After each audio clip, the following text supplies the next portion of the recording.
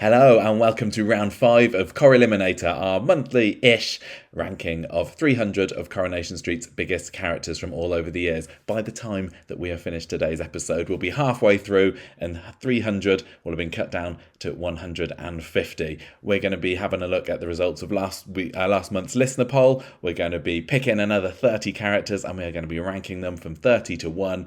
And only 3 of them will make it through to the final round after Corrielimination. So I am Michael, I'm here with Gemma. Hello. Gemma's here as well. So let's get cracking and have a look at last month's listener results. Now, you haven't seen this yet, have you? Let's get cracking with the whacking. Well, let's do it. Whacking them down. We're not doing it yet, though. We're having a look at how you whacked last month, listeners. Now, we put through Hilda, Bet and Ina, and it was a really, really close race with the listeners. But Ina was just beaten out by Evelyn Plummerlook.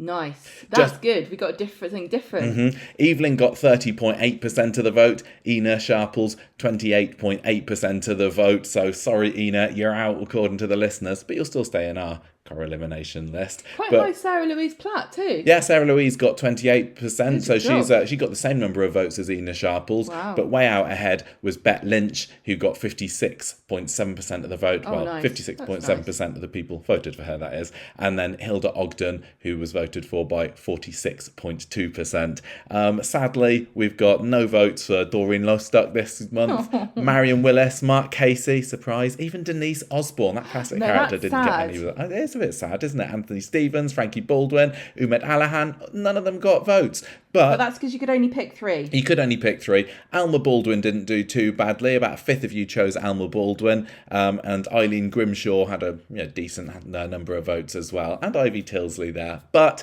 in the listener results, it will be Bet and Hilda and Evelyn who will go through to the grand finale early next year. How different is their list looking to ours? Oh, yeah. Oh, just got a little cat walking past there. That's nice. Well, fairly similar. Right, Abby, down you go. We're on camera, darling. Yeah. Right. Okay, we need to pick this month's list. Are you ready for this? We're going to do it. Stop distracting us, Abby. We're getting very distracted by a cat here, but here we go. We are ready to pick who we're going to be choosing from and speaking about this month. So we've got 180 characters left. We're about to pick 30. You ready? Yeah, I am. I couldn't be more ready. Well, here we go. Okay, so first up, Annie Walker is at number 2. She's the first person that we're going to be ranking this month. Very highly regarded character by some people. We love her. We'll have to see how she compares to everyone else. Next up, we've also got Frank Barlow. Ken's dad. Yeah, Ken's dad. Interesting guy. Well, he was there in the first episode, wasn't he? Yeah. I think he's a character that we didn't know a whole lot about before we started watching the classic episodes. Don't think he's going to be there in the top 10, but let's see, who else has he got competition with? Len Fairclough, who was a pivotal part of Corrie's early, well, not even just the early days. Well, yeah, for the past 25 years or so. Really big character, really interesting. Mm-hmm. I would say almost as big as Elsie Tanner in some respects. I've got to like Len Fairclough more the more I've seen of him. The men never seem to get as much fame out of it as the women do, but Len was definitely a big name on the street. Yeah. And also we've got Jerry Booth. Now Jerry Booth, I liked him. He was a very nice builder. He worked alongside Len Fairclough, didn't he? He was a bit like Tyrone. Mm-hmm. And he was taken before his time, unfortunately. So, sadly, yeah. So I don't think he. I think he would have lasted a lot longer. Yeah. If that hadn't happened. He's a nice guy. And then we've got number 33. 33, Renee Bradshaw. Okay, so right. later Renee Roberts. Yeah. Sadly, another one who met an untimely demise. Although this one was scripted, at least. Yeah. I wasn't a huge fan of her. I can't see her coming too highly. Although I know she does have supporters. The next one. Oh, Mike Baldwin.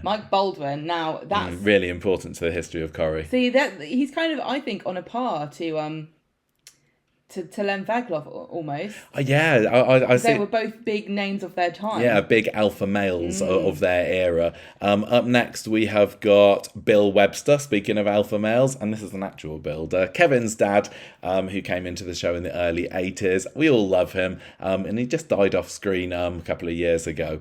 I'm not sure how high he's going to get, but 38. Bert Tilsley. Did I miss Bert Tilsley out? I do apologise, Bert Tilsley. I said Bill Webster, I skipped to 45. Yeah, About that. but Tilsley, Okay. he may well be overlooked in our rankings later as well. Might not Brian's make it dad. very Maybe far. not, maybe not. Sally is next. Oh, Now Sally. here's talking about big names. Yeah, Sally Metcalf now, Sally Seddon then, Sally Yeah, Webster at in another point between. in time. Yeah. Big.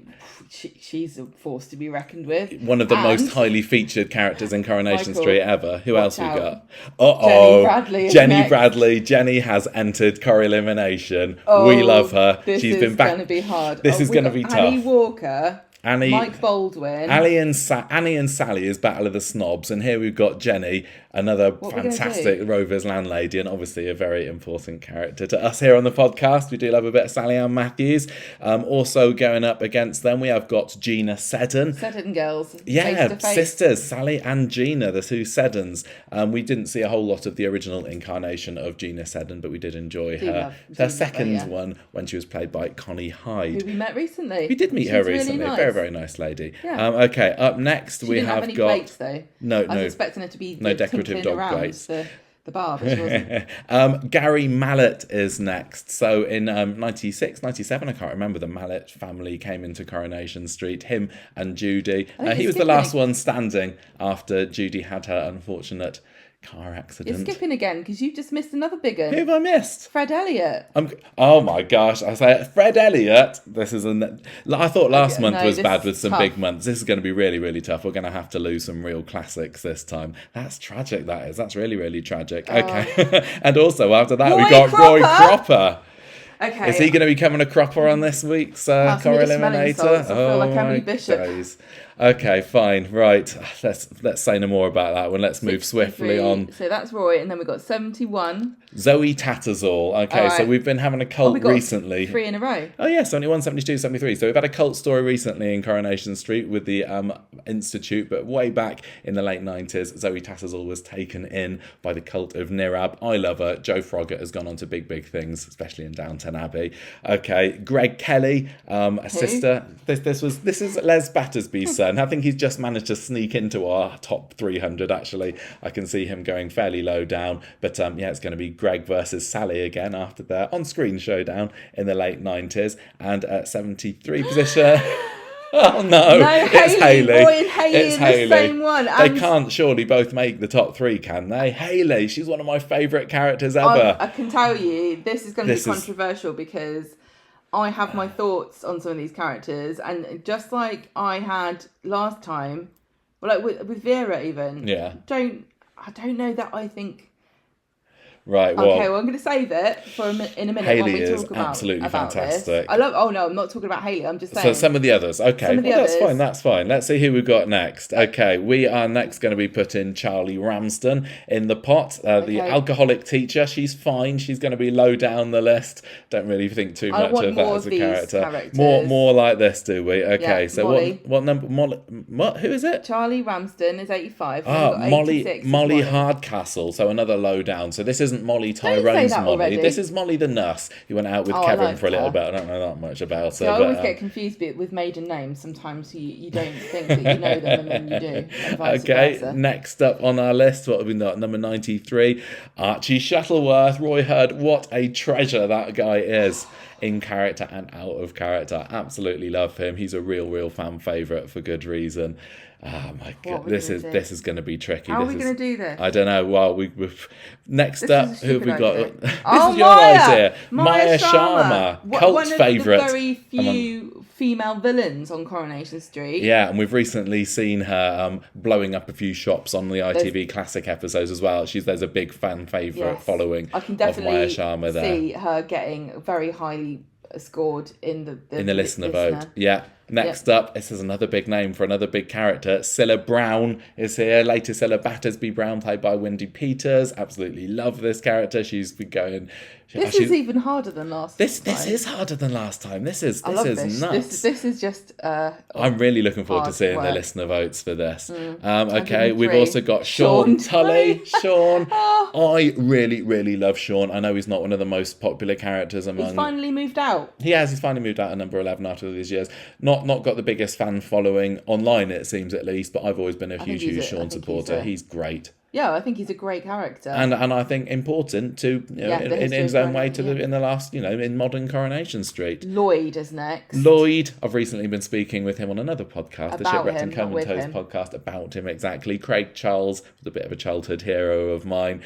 I don't think Lloyd Mulaney's going to be making the top 10 anytime soon, but I still absolutely love him. Isn't he great? Oh, this is so difficult. Okay, skipping down, 133 next. We have got Brian Packham. Oh, Brian. Oh, okay. The vomiting headmaster. Yeah, see, well, he was deputy. I think that Brian Packham was stronger in his original stint when he was having the storyline with John Stape, when he was going out with Julie Carp, Mexican standoff with Dev at other sides of the street. They've made him a little bit too much of a buffoonish figure in recent years, and he's not had a really meaty storyline to get his teeth into.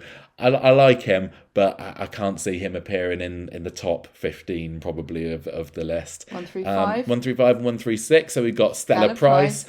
And Sylvia Goodwin. Okay, so Stella Price is played by Michelle Collins. Big name, but not necessarily a beloved character among Coronation Street viewers. And Sylvia Goodwin, Roy's mum. So we've got mother and son and daughter-in-law going all up against each other. We're going to be cutting out a whole lot of the croppers this month if we're not careful. Sylvia was fun. I think I've got more to say about her later. I think she's not at any risk of being in the top end of the list, if I've got anything to do with it, which I do. We've got a few left now, 3 more to go. 148 is Erica Holroyd, another on loan actress from a soap. So Claire King. Big in Emmerdale. Exactly. She came into Coronation Street about 10 years or so ago, wasn't it? Had a bit of a fling with Nick Tilsley. I don't think too much of her. I wasn't too sad to see her go. I really liked her, actually. Oh, look, who's next? We've got Gemma Winter Brown, as she is now. Similar to Sean, a character that we've maybe got a bit more fondness for than maybe the average Corrie viewer. What do you think? It's hard. I think online skews your perception. Really does. Because there are some characters that detract criticism and aren't necessarily as hated as you might think just listening to people. And equally, there are some people who you think the sun shines out of their bum on Twitter, but when you speak to everyday people, they don't really like the characters. Definitely a big name under MacLeod in the last 5-6 years of Coronation Street. It's going to be tough for her to get into the top 10, I'm not going to lie.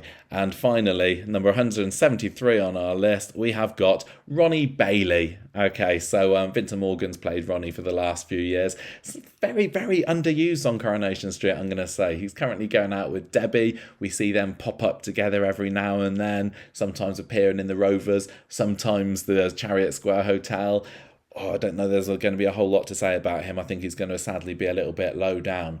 But there we have it. Gemma, I think we've got a real tough job on our hands this month, don't you? I think that we're going to struggle with this. But struggle we must. Somehow we've got to pick 3 of these to get through to the grand finale. We've got to rank all the rest. I mean, we said that last time, but we came to the top 3 really easily. We did in the end. I don't know whether it's as obvious. No, last month there was maybe 4 and we just had to get rid of one of them. I think it's going to be a tougher job this month, but let's do it. Let's get Corrieliminating. Okay then, let's get going with this. How do you want to start today, Gemma? A little bit of, do you want to go through an order, or are we going to just do a bit of random placement? Let's pick out people that we know are not going to make it to the top 10. To the top 10? Right, bottom half. Bottom halvers, okay. There's not, excuse me. There's not many really obvious ones here, but I mean, putting Charlie Ramsden in there seems like an obvious choice. Molly Hardcastle as well. Yeah. Any other ones? Okay. I think probably we're gonna Greg Kelly. Yeah. And also Erica Holroyd. I think. Greg Kelly. Yes. Oh yeah, I don't know who that is. Exactly. You don't even know who it is. Right. Okay, the other one you said? Erica. I think Erica's going to have to go in there. Okay, and who's this guy that's 4th down? That man who looks very red. Gary Mallett? Who's this guy? I did not recognise the picture. Okay. We have just talked... Look. We had just what? Just picked him. Right, okay, fine. You might be right that Gary might have to go there. He's not going to be in the top 10. Okay, fine. Let's just stop, right? Listen. let's stop being, what's the word? Sentimental, okay? I think this month's selection is going to mean lack of sentimentality will be beneficial here. I'm also going to throw out Bert Tilsley to go into that list.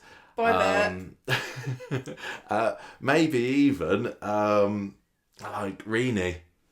Yep. And I know that a lot of people really like her. Yep. Who've watched it from that time, but I don't know whether she really has stood the test of time as a Corrie great, and there's not a whole lot that we can say about her either. Roll through the face.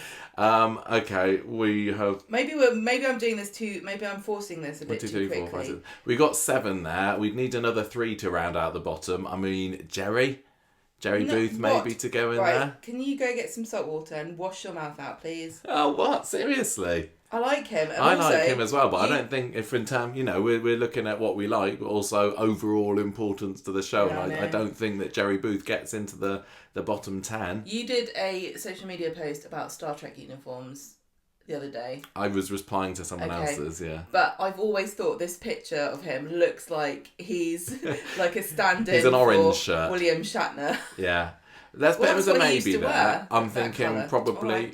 Oh yeah, he was a bit yellowy orange, wasn't he? I think probably Frank Barlow as well. 1, 2, 3, 4, 5, 6, 7, 8, 9. I'm going with either maybe Sylvia or Zoe or Stella maybe as rounding off the bottom 10 here. Who have you just put across? So just put across Jerry and Frank. Brian Packham. No, yeah. I don't think so. What, compared to... I just said Zoe or Sylvia or... who else did I just say? Right, Zoe, off. Not Sylvia. Off. Well, getting rid of the Frogger. That was just one. We've now got 10 in the bottom 30. Right. So okay, we've got... now we can move across, can't we? Yeah, but it depends whether you think... Well, okay, well... I'll put... I'm in a no-nonsense mood today. Fine, okay, right. So we will talk about these characters a bit more when we're ranking them, but I think Sylvia's... She's not in top 10 material, is she? Nor's Brian, I don't think, compared with who we've got here. Even maybe, we love Gina Seddon, but let's be honest here, she's not a huge fan favourite, and she's definitely not going to be top 10 compared to who else we've got here. Same with Maya, I think, probably. And Maya, definitely Stella. Maya could still make a return. She could. Maya needs to come back. Maya still could come back. It could happen. And Ronnie Bailey, obviously, going to go in the middle somewhere. Ronnie, starting to get a little bit more difficult at this point. Okay. Probably Bill Webster. Put Bill across. I'll put Bill in the middle. And now, okay... Looking at that side, I think that we should pop over Archie. Sadly. Really sadly. I mean, a top 10 list that doesn't include Archie and means he's got some stiff competition. And I'm not talking about... I made an unintentional undertaking. Okay, right. Now I think, let's just go through these... Oh my gosh, look at what we're left with. Let's just go through this lot, because... Let's just have another look. So we remaining on the board. We've got 12 left. We haven't sorted Annie. We haven't sorted Len. Yeah. We haven't sorted Mike. Yeah. We've got Sally. We've got Jenny. We've got Fred. We've got Roy. We've got Hayley. Oh God. We've got Scylla. We've got Sean. We've got Lloyd, and then we've got Gemma. I think those are reserved for our top 10-ish. We've got 12 there. I'm going to say that Lloyd probably isn't going to make the top 10. We love him, but in terms of importance, I don't think he probably deserves a place among some of the others there. I'm also going to say Scylla. Well, I would have said Gemma. Yeah, I was going to say Gemma or Scylla. Now, I would. Okay, if we put Lloyd over into the middle there... Gemma's is a really difficult one. Once we've decided on this, then we'll order these. Sure. Bottom ones, and then we'll do the top 10. Okay. So Gemma or Scylla, I mean, similar in many ways, both obnoxious, chavvy, loud mouths. Well, many people kind of liken them. There was definitely a stage where Gemma went through an unpleasant sort of metamorphosis, didn't she? Where she was the slobby, unrepentant chav. Yeah. She started off, as we know, as a gangster's mole. when Yes. she was Callum Callum. Logan's. She was horrible when she came in. Then she kind of. She was horrible, but I enjoyed her back then. I liked her yeah. roughness. And she wasn't, I don't think she was like as dumb as she's sometimes made out to be now. I think she had a bit of street smarts. I remember the scene where she, where she collapses in the dog and gun. There was a bit where she kind of comes to Callum's flat, like, watch out, the cops are onto us. I felt that there was a little bit more about her then before she was definitely a villain that had a lot of charisma. Yeah.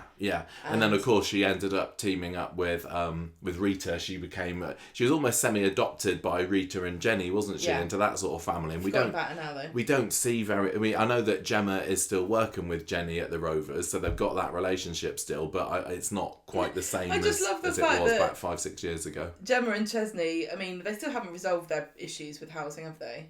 Really, they're still poor. Kit said, "I'll help you out," but we don't know what that means. Well, no, Kit's bought number 5, hasn't he? So they're now renting from him. Did they go through with it, or did they just say they were going to? I can't remember. I can't remember either, but I just love the fact that she's there struggling with all these kids, and Rita's like, "Huh?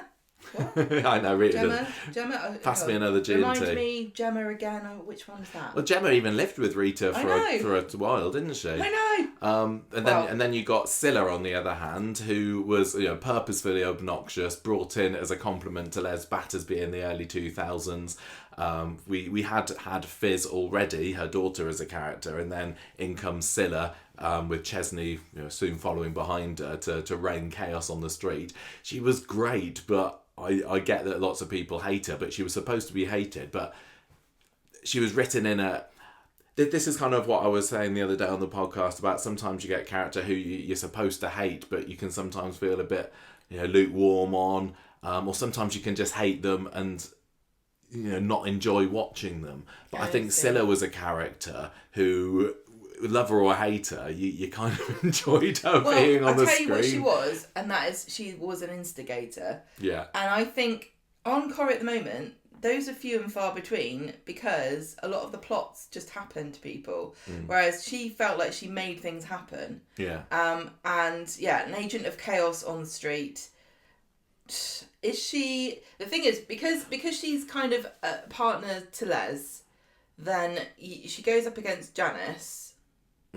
So she's like one of a pair. So she's kind of, to me, Janice is the main Les's partner, and then she and Scylla is she in her shadow? Not really sure. They carved out against her. They carved out a different kind of relationship. Different person to Janice, really. I would still say. More important than Gemma, I would say or less? more important than Gemma. And I know Gemma, she must have been in the show longer than Scylla ever was now, I guess. Yeah. But I think that Scylla feels like she's got a bit more of a legacy than Gemma, and Gemma has got more people that just don't enjoy watching her. And also, the other thing I'm going to say about Scylla, even though she did come back, didn't she, for that weird... Yes, she had a bit of a return 10 years or so ago. Well, even taking that into account, I'm going to say that she was more consistent than Gemma. Gemma's gone through so many phases. Like, now she's just a put upon mum. Before she was a sloppy idiot. Before then she was a villain. Yeah, and they gave her the depression recently as well. So she's had the kind of the sad stories, which Scylla didn't get too much. I know she had the story where she had been on the sunbed a bit too long, and that caused a few cancerous issues. Or did she just pretend she had cancer to get a trip to Florida with a dolphin for her and Yana? So we're going to... Right, so the thing is, the difference between these two is going to be 10 and 11. Yeah, I think so. So I would quite happily say, put Gemma there at number 11, Scylla at 10. Although, I mean, there is kind of the spectre of Sean lurking about, who we've not mentioned yet. Another not-so-popular character for some people, for many viewers. But we have always said that we've really enjoyed him, and I think Anthony Cotton brings a lot of humour and life and drama to the role. I've not got tired of him, despite the fact that he's been doing the same old thing in the show for 20 years. I think he's great. I really think Anthony Cotton makes Sean more than the sum of his parts, because. Am I wrong? It was the first openly gay character. Yes, in Coronation Street. Yeah, and a total stereotype at that, which I think lots of people don't like, because they think, well, to have him represent, be the first to represent that community. they've kind of he says, well, it's It's just a product- confirmed people's bias against that community. Definitely a product of his time, but I don't think that perhaps he's toned down his campness a little over the years, but I think it's kind of, I think we can say that there are plenty of gay men who are like Sean, and to say that he's representing some kind of stereotypes kind of unfair to them. That doesn't exist, but he does. Yeah, and it's a show, and it's supposed to be entertaining, and you know, camp is part of theatre, and theatre is what Coronation Street is, really. So to have a gay character, the first one to be a very theatrically camp gay man, makes perfect sense. And he's beloved, you know, even at the time, I think. And he had homophobia. Even beloved characters like Vera were rude and like, gave slurs to him and stuff. But he weathered the storm. He's still there now. And like you said, I think they've turned down some of that campness now. But I think that's also a natural I'm part. enjoying him as a dad. I also think that's a natural part of aging. Yeah. I think that he's less flamboyant now. He's got more responsibilities, and I really love the fact that he's got his own place now. And I do like Sean. He only as a wears his character. peacock top occasionally now. I haven't seen it for a while. I think that one thing that we can celebrate Ian McLeod for is that Sean has actually come out his era better for some people than when he went in. I don't know whether he's better than Scylla. Maybe the length of time he's been in the show. I think he can't be any higher than number 9. We're looking going, at who we've got you're left. advancing your troops. We need to go rally back. We need to reinforce and go back and decide. Are we going to look at the bottom end? We have to. Okay, right. So we picked Charlie Ramsden and Molly Hardcastle first. I may have said that. I mean, Frank Barlow and Greg Kelly are also not particularly remembered characters. At least everyone else on the list is remembered in some way. I'm trying to see what I can... Right, I'm just going to... Because I'm not near the screen. I'm trying to make it so that we can make sure that we... don't make this too visual for people that are just listening. So, okay, sure. This guy that's third up, I know that's too visual.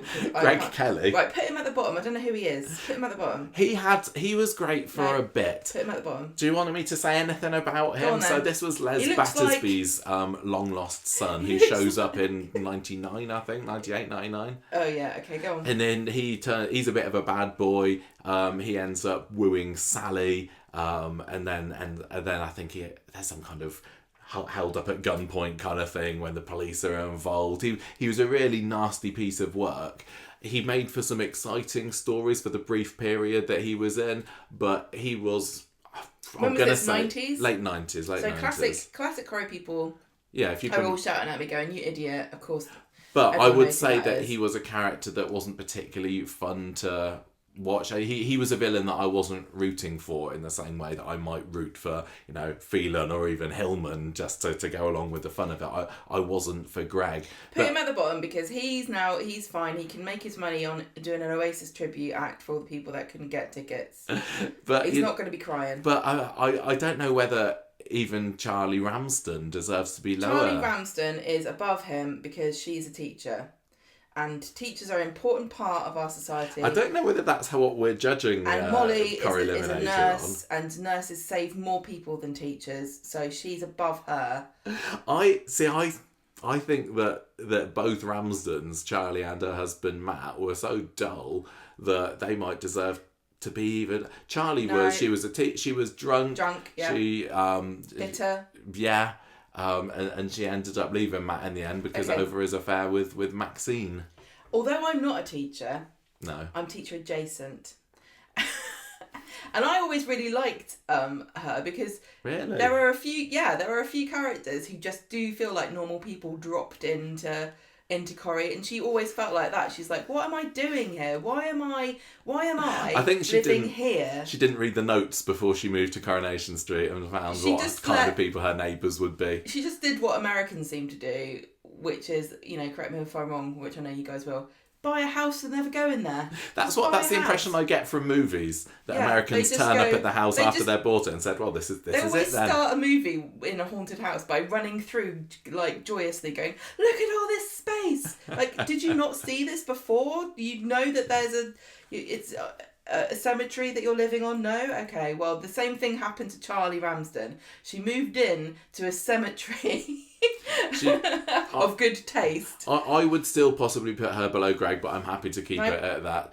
And then we got to have Molly Hardcastle at number 28. So she was the nurse that dated Kevin for a bit. She was actually She was nice. She was a nice person. So she was bubbly like... and positive. I think she went through... She wasn't in the show for very long at all. She did go through a bit of a depression storyline. I think Kevin... even though I've watched it just recently, it's kind of disappeared out of my mind. It's just not a particularly memorable character, and I don't remember what happened to her in the end either. I don't know why I know more about Molly than I do about Greg. Greg is the name, yeah. But I do. I feel like I do. And she's one of these... So Charlie Ramsden's like a normal person who was just put into the chaos that is Coronation Street. And Molly is a nice person. You know, she was overly nice, and she doesn't feel like she's a Coronation Street character either, because she's like, I'm a decent human being. What am I doing with these horrible... I wouldn't say that she particularly contributed in any meaningful way whatsoever to Coronation Street's development in the period she appeared. I don't know but Greg had a bit of a story because of his affair with Sally. Okay. But, it feels like you're not going to be turned from that, so I'll stick with it if we must. I guess it is a fair enough point to say, if you took this character out of Coronation Street, would it have changed the trajectory of anything? I don't think it would, Molly. I might be corrected, but she's very forgettable, whereas at least Greg ended up having a bit of a hold-up at gunpoint with Sally and the kids, maybe. Well, I'm not prepared to change. Okay, fine, whatever. We might... I'll let you take the slack for that one if we get any. Write to me, conversationstreet@gmail.com. So, coming up next then. So I'm thinking... Not Frank. Already it's getting a bit tough. But I'm thinking maybe Bert Tilsley here. Now, he unfortunately had to leave the show because the actor had a stroke, and they tried to include it into the show for a little bit, but it didn't work. I haven't seen a whole lot of Bert Tilsley in action. I'm sure you haven't either. I think he maybe even makes it above Greg Kelly, Charlie and Molly, just for sheer force of he's from the classic era. I'm sure people have got some good memories, but I can't confirm what any of those would be. So it's for me, I would probably put him on a personal level at the very, very bottom, because it fairly I don't have any connection with him whatsoever. No. Do you want to move him down, or are you happy with him as somebody who lived on the street and was a member of a core family of the street, which you can't really say about the others, but difficult to put above number 27. Any ideas for next up? Just to check, is all recording okay, right? Everything's coming out. Yeah, this is all recording. This is working. This is doing okay. Good. Don't want to lose this. Last month we had to record it. We're not going to pretend. I'm not going to not mention this, because this is not professional outfit by any means. We had to do a bit of re-recording last month. We are around the edges, so yeah, we're just going to be like that. So Mallet man. No way, Gary Mallet. No. I can't. Okay. I cannot, in all good conscience, put him lower than Erica Holroyd. What about Zoe? Put Zoe in then. I think why are you so adverse to putting Erica in an next position? I don't mind. Put Erica in there then. But let's put all the blondes in next. Let's put Erica. Let's put Zoe. Let's put Renee. Okay. What about Frank? He's not blonde, is he?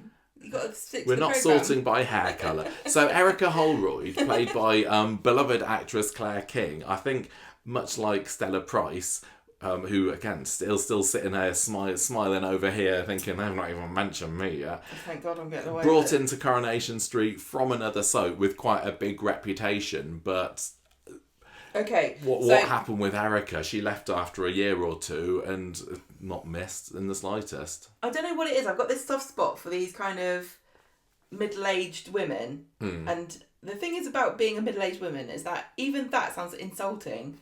But it's not, it's fine. If you're lucky and you're a young woman, you're going to be a middle-aged woman at some point. Yeah, hopefully. It's not an insult, it's just a reality. And I really liked Erica because she tackled some interesting topics, like baby stuff with Nick. Yeah. And she, that scene, that was her exit storyline, I think.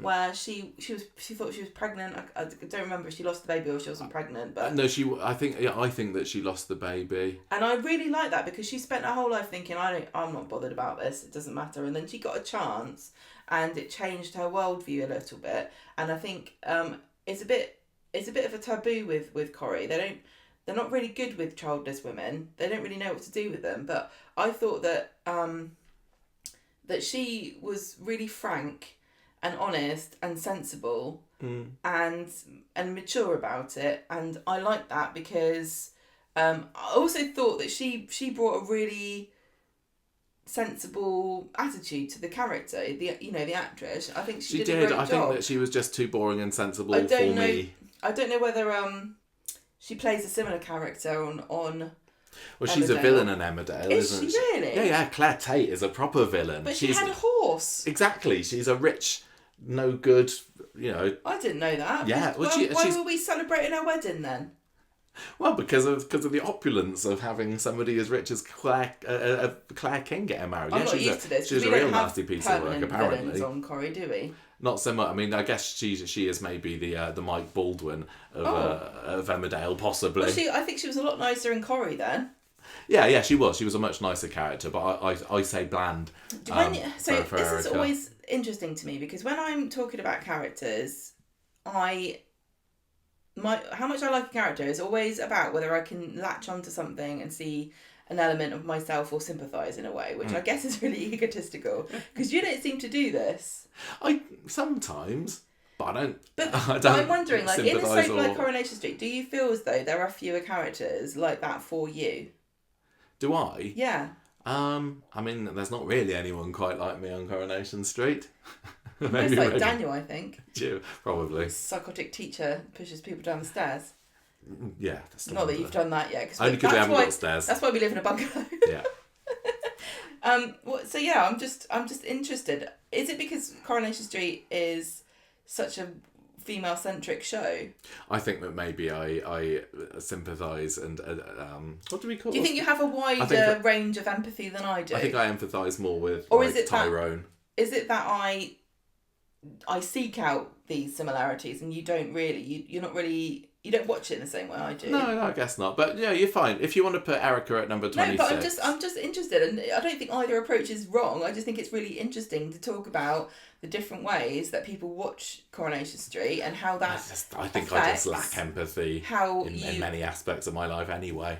I know, because something like we mentioned in a bonus episode, or no, in a regular episode, that we went to see The Set with Family, and because of that, whenever I go to visit this family, I always talk to them about what they're thinking about Coronation Street, and it really interests me how dismissive they are about some storylines and characters, and I don't know whether it's because we do the podcast or if it's just who I am as a person, that I always try to see things from other people's perspectives, and sometimes it works and sometimes it doesn't, but it's just an interesting way that of viewing or interacting with fiction that I find intriguing, and it's interesting to me that when we're doing this Corrieliminator, I'm always thinking, oh well, I like this person because they had a reason for doing what they did. Well, where are you thinking about Reenie's or next. Even Frank? Why are you putting no Zoe's next? Why are you putting? I don't think so with Zoe. When was she in it? She was 98-ish. She was hardly in it at all. Yeah, but she had such a memorable storyline. Joe Froggatt was amazing. Yeah, I think that you just like that storyline. That was one of your favourite storylines. I like the storyline, and the storyline adjacent character, right in the middle of that story, we had Zoe, but I loved the relationship that she had with the Mallets. I know she was a nasty piece of work because she came into the show as a bit of a down and out, and she sold them the baby, didn't she? Baby Shannon, who then died, and again, Joe Froggatt gave some amazing performances when Shannon died of meningitis.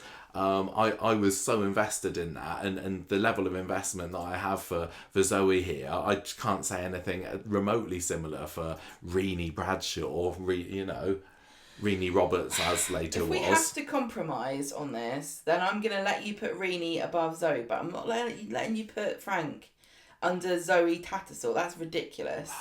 Okay, well, so Renee. Renee, look, neither of us are massive. Do you want to argue a fan of case Renee. for Renee? She was Alf's. Yeah, she married wife, Alf in the end. Yeah, and she was fine.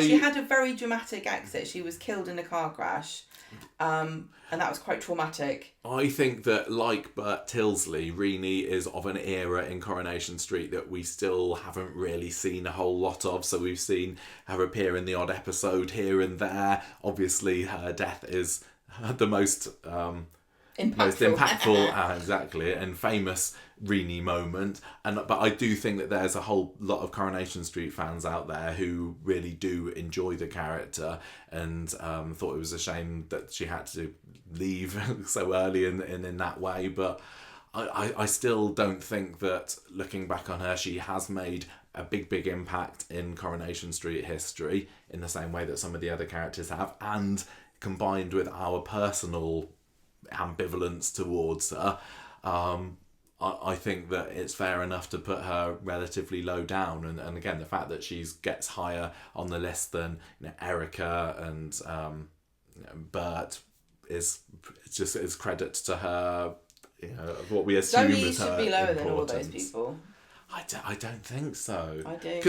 Because I want to put her there as we're none of the characters that we've ranked so far I've got any real personal affection to at all. I can say that I kind of like Molly.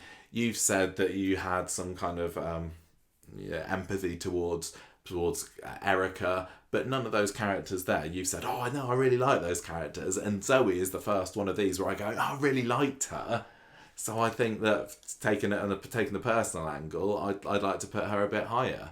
When I'm also looking at, again, Stella still very happily not even in contention here, and even Sylvia. You're the one that put Stella over there.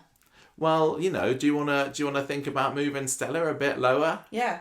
Oh, right, okay. Now we're into it. Where does Stella belong? Stella's awkward.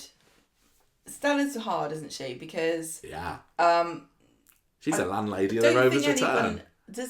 Was anyone a fan of Stella's? I don't know. She was a really tough nut, that one, because there's a lot of characters here I don't think were given a chance.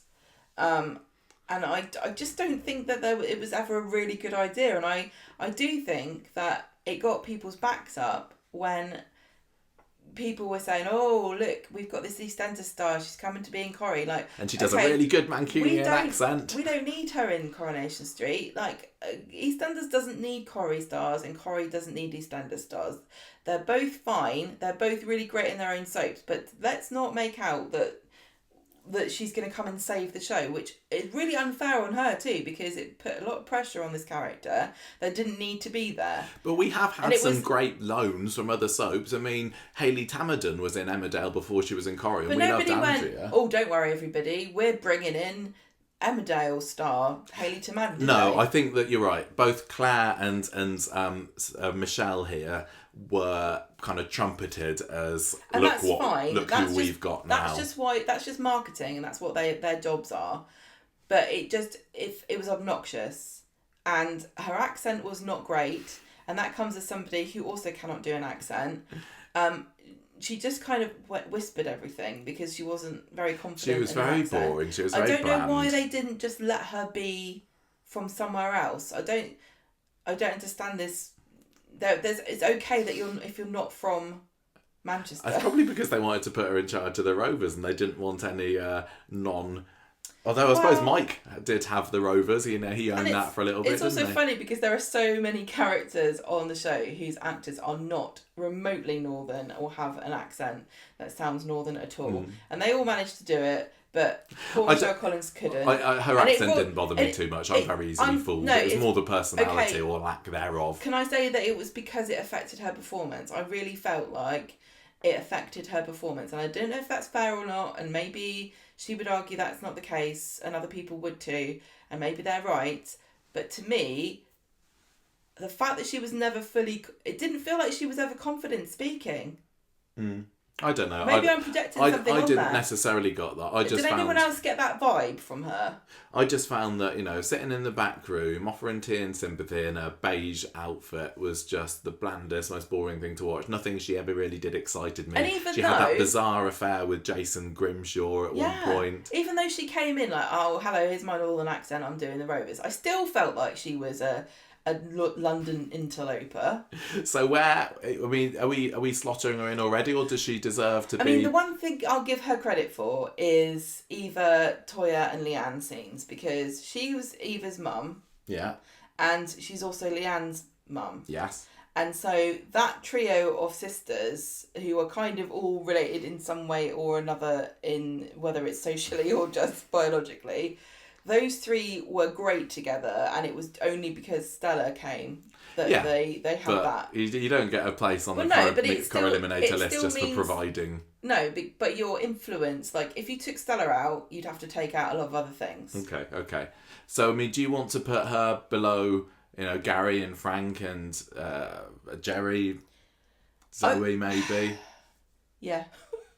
Put her. Can we put her between? Put her between Renee and I said and the Zoe? Bonds need to go in, didn't I? Yeah. Well, there you go. Yeah. Okay. I mean, I'm sorry. So I've now got Stella Price at number 4, and Zoe just, at number 23. Just in case it's not obvious, and I don't want anyone to get their feelings hurt. I don't think any of these people care. But these two actresses that we've just ranked here are incredibly successful in other projects. Yeah, they don't need to. They don't need to be saved from Corrielimination. It's not always. It's mostly the show. When a character doesn't work, I think it's very, very rarely the actor. And these two are very good cases in point because they're both incredibly successful in other things. So sometimes I don't think either of them are going to be crying when they watch this, which they will, of course, because this will be on BBC News. Okay, probably. where are we thinking? Because we're onto some guys. We've got Gary that needs sorting. Gary's got Frank under Barlow. Frank. Gary's under Frank. What lower down than Frank? No. I find that difficult. Oh. Do you want to go on? Plead Frank's case then. Frank Barlow was such an important part of the early years of Coronation Street. He is one of the reasons that Ken is the way he is. Don't you think? He had some great stories. He wasn't in it for very long. I think he left quite early. Yeah. He left within the first 5 years of the show because he went off and had his premium bonds win or the pools or something or other. But even he also had the weird relationship with Christine Hardman, which is a very strange pairing. And I'm not going to say that even then, even in the gap. Early days of Corrie, he was even that good of a character. But I think that he was an important part of the early years of Corrie, so I think being in the 21 is good. I've not even seen him really have that many big stories. No, I know. I mean, even once he, the action that went on at number 3 Coronation Street was about what Ken got up to. David at some points. You had Ida die late in 1961 and a bit of grieving from Frank, but I can't say that there's been much storyline wise that I've... How can you say that? He spent so long trying to work out how to light that gas stove and butter bread. No, put Frank in there. Okay, well look, I can't. Gary was so much. I would say that Gary was more engaging a character, but I really enjoyed the Mallets as a couple. He was there with his drums. I think that he gave some amazing dramatic performances with Judy. And I felt bad for him when he became a single parent towards the end. I mean, when Judy dies and Gary's there on the yard floor, kind of cradling her, and he was amazing. I have to say that I don't really have watched much of him. I know you haven't. You probably Frank, have watched a bit more of Frank now. We've been watching some of the old episodes. Just to tell you that one of the things that made Coronation Street great and successful in its early days was the fact that they could take archetypes of people and put them in the show, and they so skillfully observed the way that people acted and could distill those into sort of very distinct personality types. He was just the hands-off, jovial dad of the 60s. smoking a pipe and going to work, and that was what he did. Right. Yeah, that's true. That's very, very true. In the very first scene that the Barlows were in, where they're there at the dinner table, and you've got Ken, who's at college, and Frank's kind of making fun of his hoity-toityness. It's a shame that didn't carry on very long, but, Tony Warren really made the show work because of the characters, and the actors who played them did a great job, and there was a lot more room in the old days for characters like Frank. Okay, well, we seem to have a bottom 10 here, but I'm still wondering whether there's a few more that, again, we haven't really mentioned yet that might be able to edge Frank and Gary out of it. We do have Uncle Ronnie here. That's exactly who I'm thinking. Ronnie's sitting here, busting out of his shirt, looking very smug with himself that he's not been brought to the table Uncle yet. Ronnie, but what could has he really be where Rini is? I'm wondering whether it is, but I think we judged him too high earlier because, Vinter Morgan's great, but like many of the Baileys, unless you're Dee Dee, he's not really done very much since he's appeared on the show. They paired him up with Debbie Webster, which has been a bit of a death sentence for Debbie. I don't know whether she'd have done more if she hadn't been paired up with Ronnie, but we've seen... I can't believe those two have been together so long, but we know nothing about what makes them compatible apart from they both are a bit rich. They're both business people who look great. I find business people on Coronation Street can be fairly dull anyway. He doesn't really offer very much at all, unfortunately. What stories has he been in? There was a bit of insider trading last year, wasn't there? Well, it was the whole thing with the affair. What affair? Wasn't there like it is an affair between... Oh, there was the question, yeah, because we learned that he had been seeing Aggie before she started dating Ed. Is that what you were talking about? Well, and then there was the question of I can't remember whether it was Michael or James, actually, it must be Michael, was he actually Ronnie's son? Let's do a bit of bumping, shall we? Oh, bumping people off? Right. So here's right, okay. Is he better than Greg? Yes. Better than Charlie yeah, and Molly.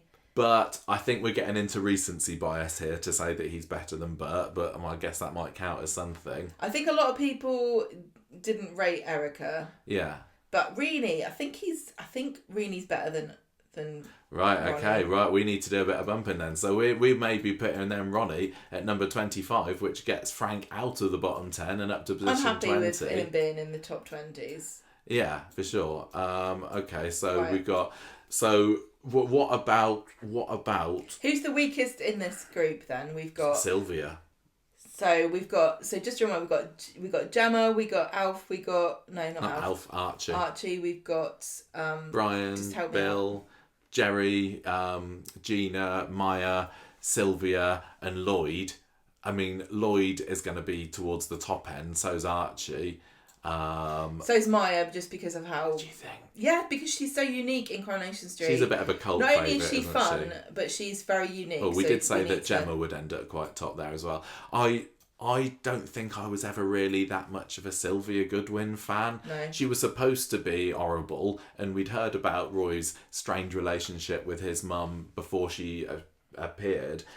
It felt to me like she was a bit of a... It feels to me, looking back, I don't know what I thought at the time, that she really was Blanche is dead, we need another battle axe to come into the show. And unlike Evelyn, who's really captured everyone's hearts and shown to have got... She's a bit of a softie at heart and has had some great one-liners as well. I don't think we really got that with Sylvia. They did give her attempt to give her some of the cutting remarks that made Blanche so beloved, but it didn't work for me. I'm kind of thinking, I remember the scene where she had the brownies and was then, do you remember she was at the sink fluffing up all the bubbles because she'd had these hash brownies. But she just wasn't very nice to Roy, and then her departure was incredibly sudden, and I know the actress said that she needed to leave because of family issues, but it really left a bit of a black mark on her character because this was just as Hayley had been diagnosed with pancreatic cancer. I agree with everything you said. I like Frank Barlow more than I like Sylvia. Put Sylvia under. sorry, so I know that she's got fans. She's a really popular I know actress. she does have fans, Also, doesn't she, Stephanie Cole? Could I just give out a big shout out to her performance in the Inside Number 9 live Halloween episode, which was Coronation Street themed, where she played a character in that, and she was blimmin' amazing. So I've got nothing against her, but I think something happened.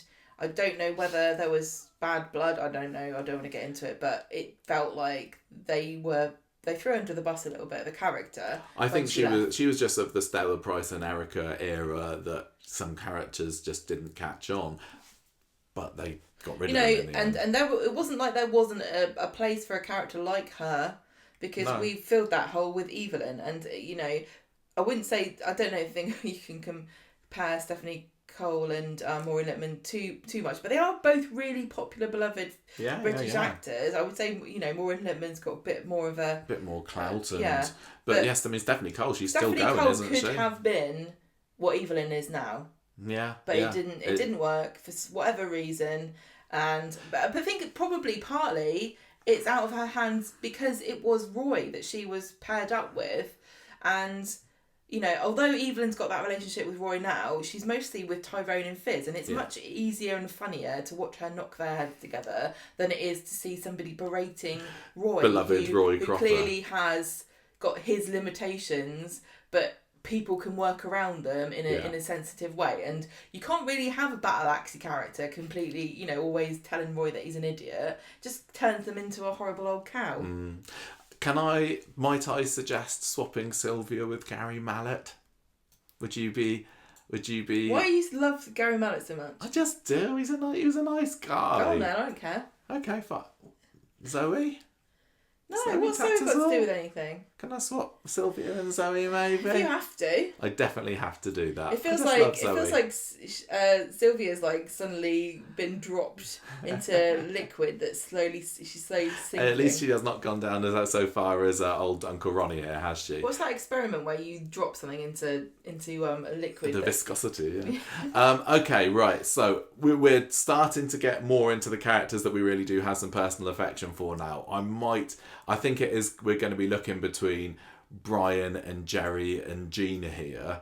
Those are a good all trio. Of which we like in their own way. Those all have kind of they're a little bit sad. Like Brian, not purposefully, but I do feel like his potential is so much greater than he's ever achieved on the show. Like, we know the actor is hilarious. He was in the first episode of Sofa Cinema Club, talking about being in Hannah Montana. Yeah, I movie. think he was. He's so funny. People love him on the cast. And Brian Packham, did you know that he's the owner of the cabin?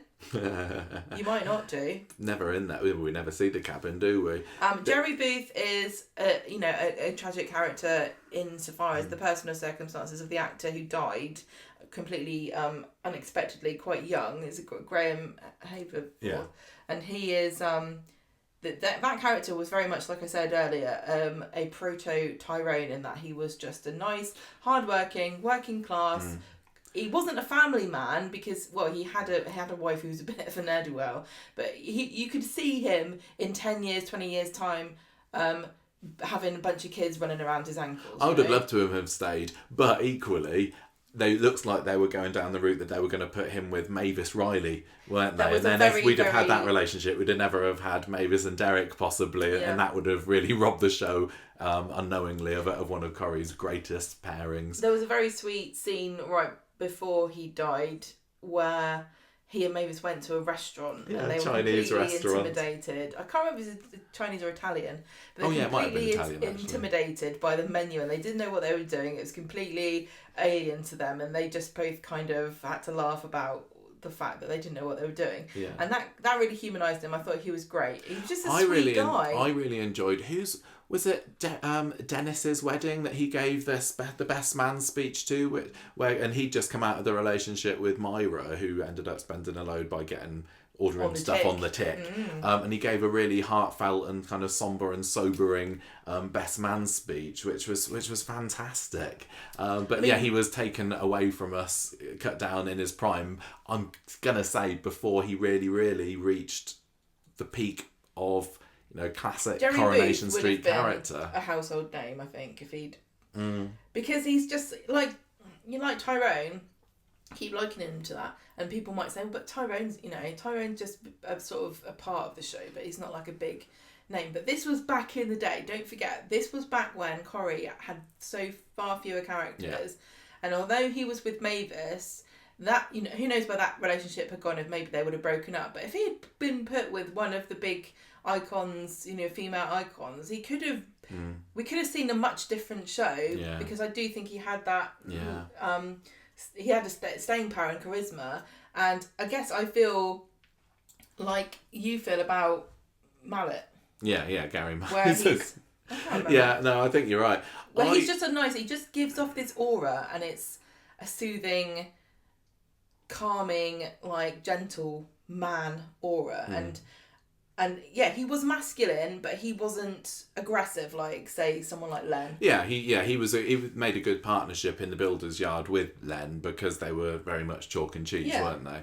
And then moving on to Gina, who also is going to be somewhere around here on But again, our like I list. said, tragic, these three, and she's tragic in the show in that she had mental health issues that led to, the complete explosion of all of her personal relationships, which meant that she left. I loved the pairing that she had with Dev. I thought that her and Sally worked brilliantly together on screen. We've not seen very much of original Gina back in the 80s, because she was in it for a year or so delivering sandwiches for Gail and Elmer, I think. We've seen bits and pieces. Or confusing her with Debbie Webster. I always used to confuse those two in the mid-80s. But really, if we're talking Gina, I'm thinking modern Gina, who was in the show up until... it was the factory roof collapse, wasn't it? She disappeared pretty soon after that.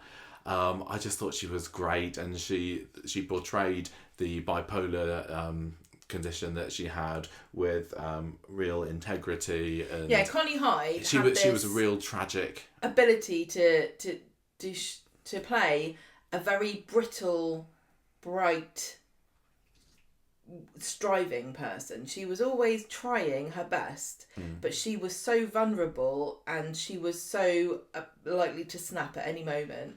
And she tried to be happy, and she tried her hand at different things. I remember making those hats. And buying the dog plates, and she also when Sally was under suspicion of the fraud, didn't Gina try to hide the burner phone or something that ended up sort of blown up in her face? Can't remember. She had her heart in the right place, that's right, usually, but sometimes it didn't always work out for the best. And the final sort of, she slept with Tim, or she said she slept with Tim, and gosh, yes, I've that was forgotten awful. that. We hated that, and this is one of these things that she became a real villain She then, became didn't a she? villain. Because people were like, she split up Tim and Sally, but I'm going to say that Tim was fairly easily lured away as well, and he definitely did some of the work there. The memories are foggy here, but she did get all the blame, and Tim got none of it, and I don't really remember who really was to blame. But she left under a cloud because of that, and it's one of those things where a character does something that seems so far out of what they would normally do that I kind of don't count it as something they've done. I know I do that sometimes, which I know as well, silly, especially if it's a character that I like. You make excuses for. I'd quite like to put Gina at 16 just because of our personal attachment to her, and then it's a case of, do we have classic character as Jerry go on top of Brian, who is a bit of a buffoon now, or do we take the recency bias and put Brian on top? He did have an important role in the John Fishwick, Colin Stape story, but he has kind of tanked a bit since then. But some people still really love him, but he's only kind of used to come in and say something a bit silly and pompous, and he doesn't compare with the likes of Derek Wilton or Reg Holdsworth when it comes to pomposity. Can we just acknowledge his amazing work to show you how good Peter Gunn is when he read out the witness the victim impact statement for Abby? That was his best thing ever. That was peak Brian. Again, it's kind of sad because both these actors have had not enough opportunity to tell us, to show what they really have, because Jerry Booth was killed because the actor died, and you've got Brian, who just, it feels like a victim of circumstance in that the cast is so enormous that he's just never going to get a look at. He's just been pigeonholed into... Has he got a girl? Who's he going out with? No one at the moment, although Mary's been sniffing around him for over a year now, because they had that story with, what was his Italian cousin called? Oh, yeah. I can't remember what her name was now, just from last year. Isabella, was it? Luigiana. But he was kind of funny with that when he was going around doing that, hey, I've got Italian roots now. It.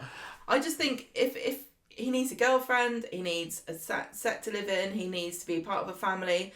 I can't think of... I mean, it's a shame. I would have said put him with Gail, because that puts him in the Platts. No, I think that if they're going to put him with anyone, it'll be Mary, but I think they're just biding their time. No, I know, but Mary, again, is a bit of a... You know, she's a drifter too. You want to put him in the heart of a family. He'd be fantastic somewhere. Well, I think that now we've had Kirk and Beth broken apart, then maybe him and Mary take the place as the kind of slightly oddball comedic, bring him in to say something funny and then to take him out again sort of couple. I don't know, but look, can we put him above Jerry? Okay. I think I like Jerry more, but I think Brian probably does have a little bit more of a legacy, so that ups him a bit more. And then you've got Gina higher than that, just because of our personal affection for the character.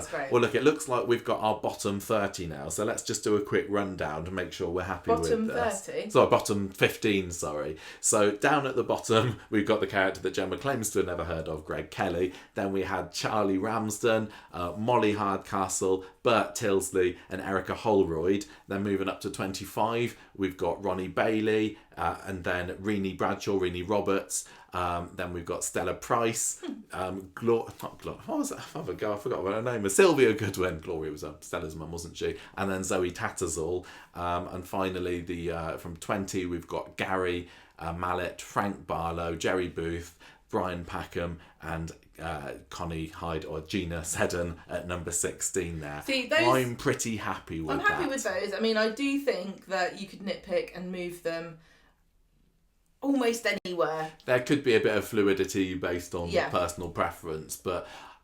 And of course, I'm sure there will be some people who think, oh, there's people in there that definitely deserve to be in the top 15. But looking at who we're left with in the top 15, they're all characters that we have certainly got some level of affection for. They're stronger. They're personally important to us in some way. So, okay. So who are these five we've got? Right. So to sort now, we've got Lloyd, Archie, Gemma, Maya, and Bill. I'm running out of steam now. It's getting more difficult for sure. We're going uphill now. I'm thinking between Bill and Maya here, or maybe... Where did we say Gemma? We said Gemma would be relatively high, but I don't know whether I'd want to put Gemma above Archie even, because Archie was so great for those few years. I think Archie or Bill are next. Do you think?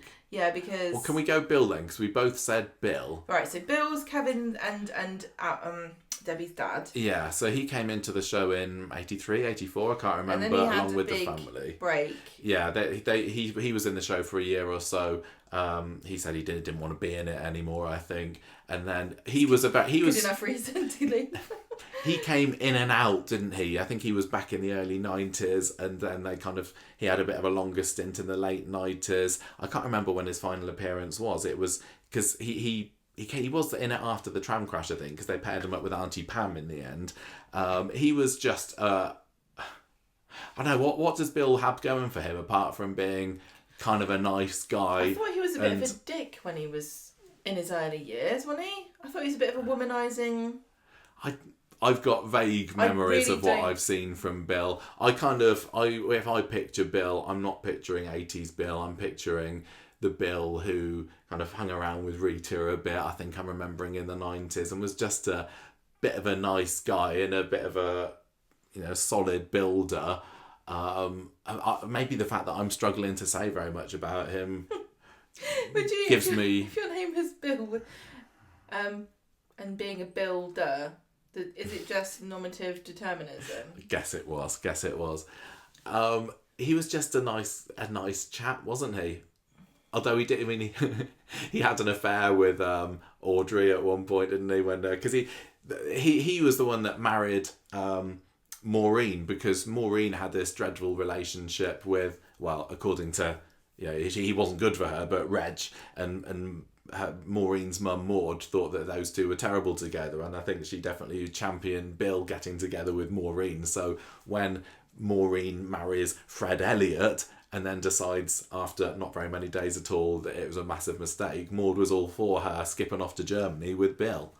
I've got no comments on him particularly. Do you think that his general importance to the show mean that 15 is a good enough place for him, or should he be slipping down a little bit? No, again, I don't dislike him. It's just a blank space where I remember when the character, was officially killed off. I was like, that is sad, because he was a nice, I just have a sometimes you just have an emotion, you don't really know where it comes from, that is attached to somebody, and you're like, oh, I thought I liked that guy. He was I don't know why or what he did. He was a bit of I'd like him as my granddad kind of guy. Yeah, but I'm sure he was. I'm sure when we did the DVD watches, because that's really my only knowledge of vast decades of Coronation Street, I'm sure at times I thought he was a bit of an arse.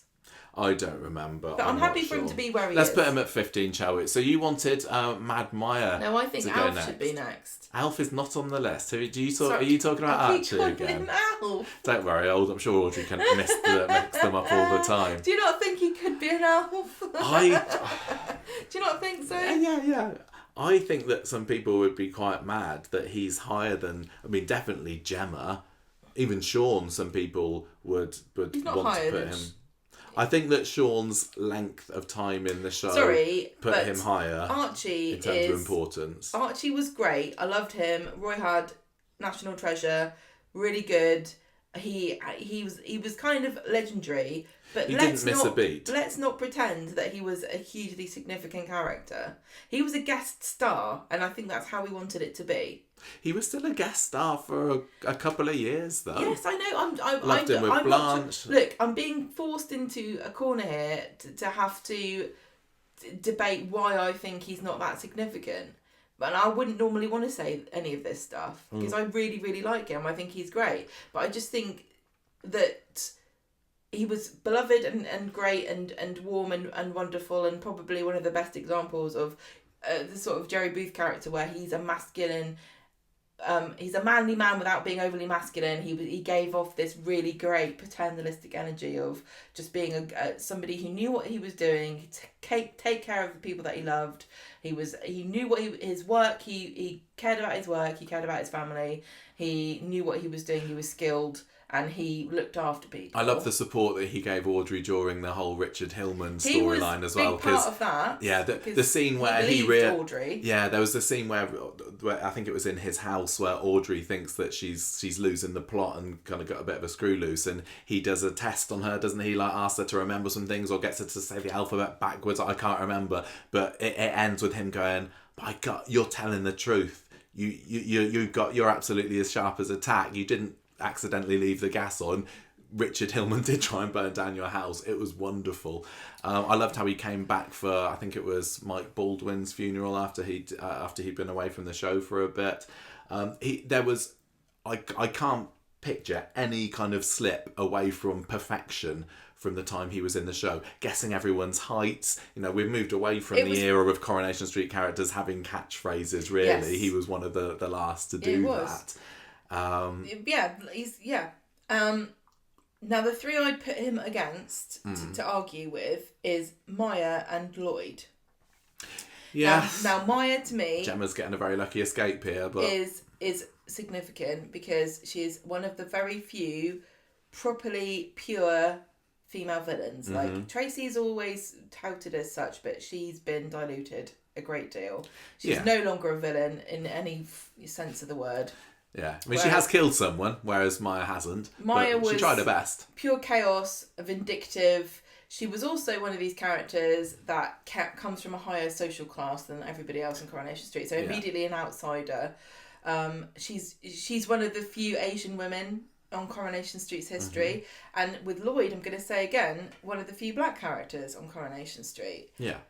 So these especially three ones that have had a lengthy period on the show. Really are significant to the history of Coronation Street, and also likeable.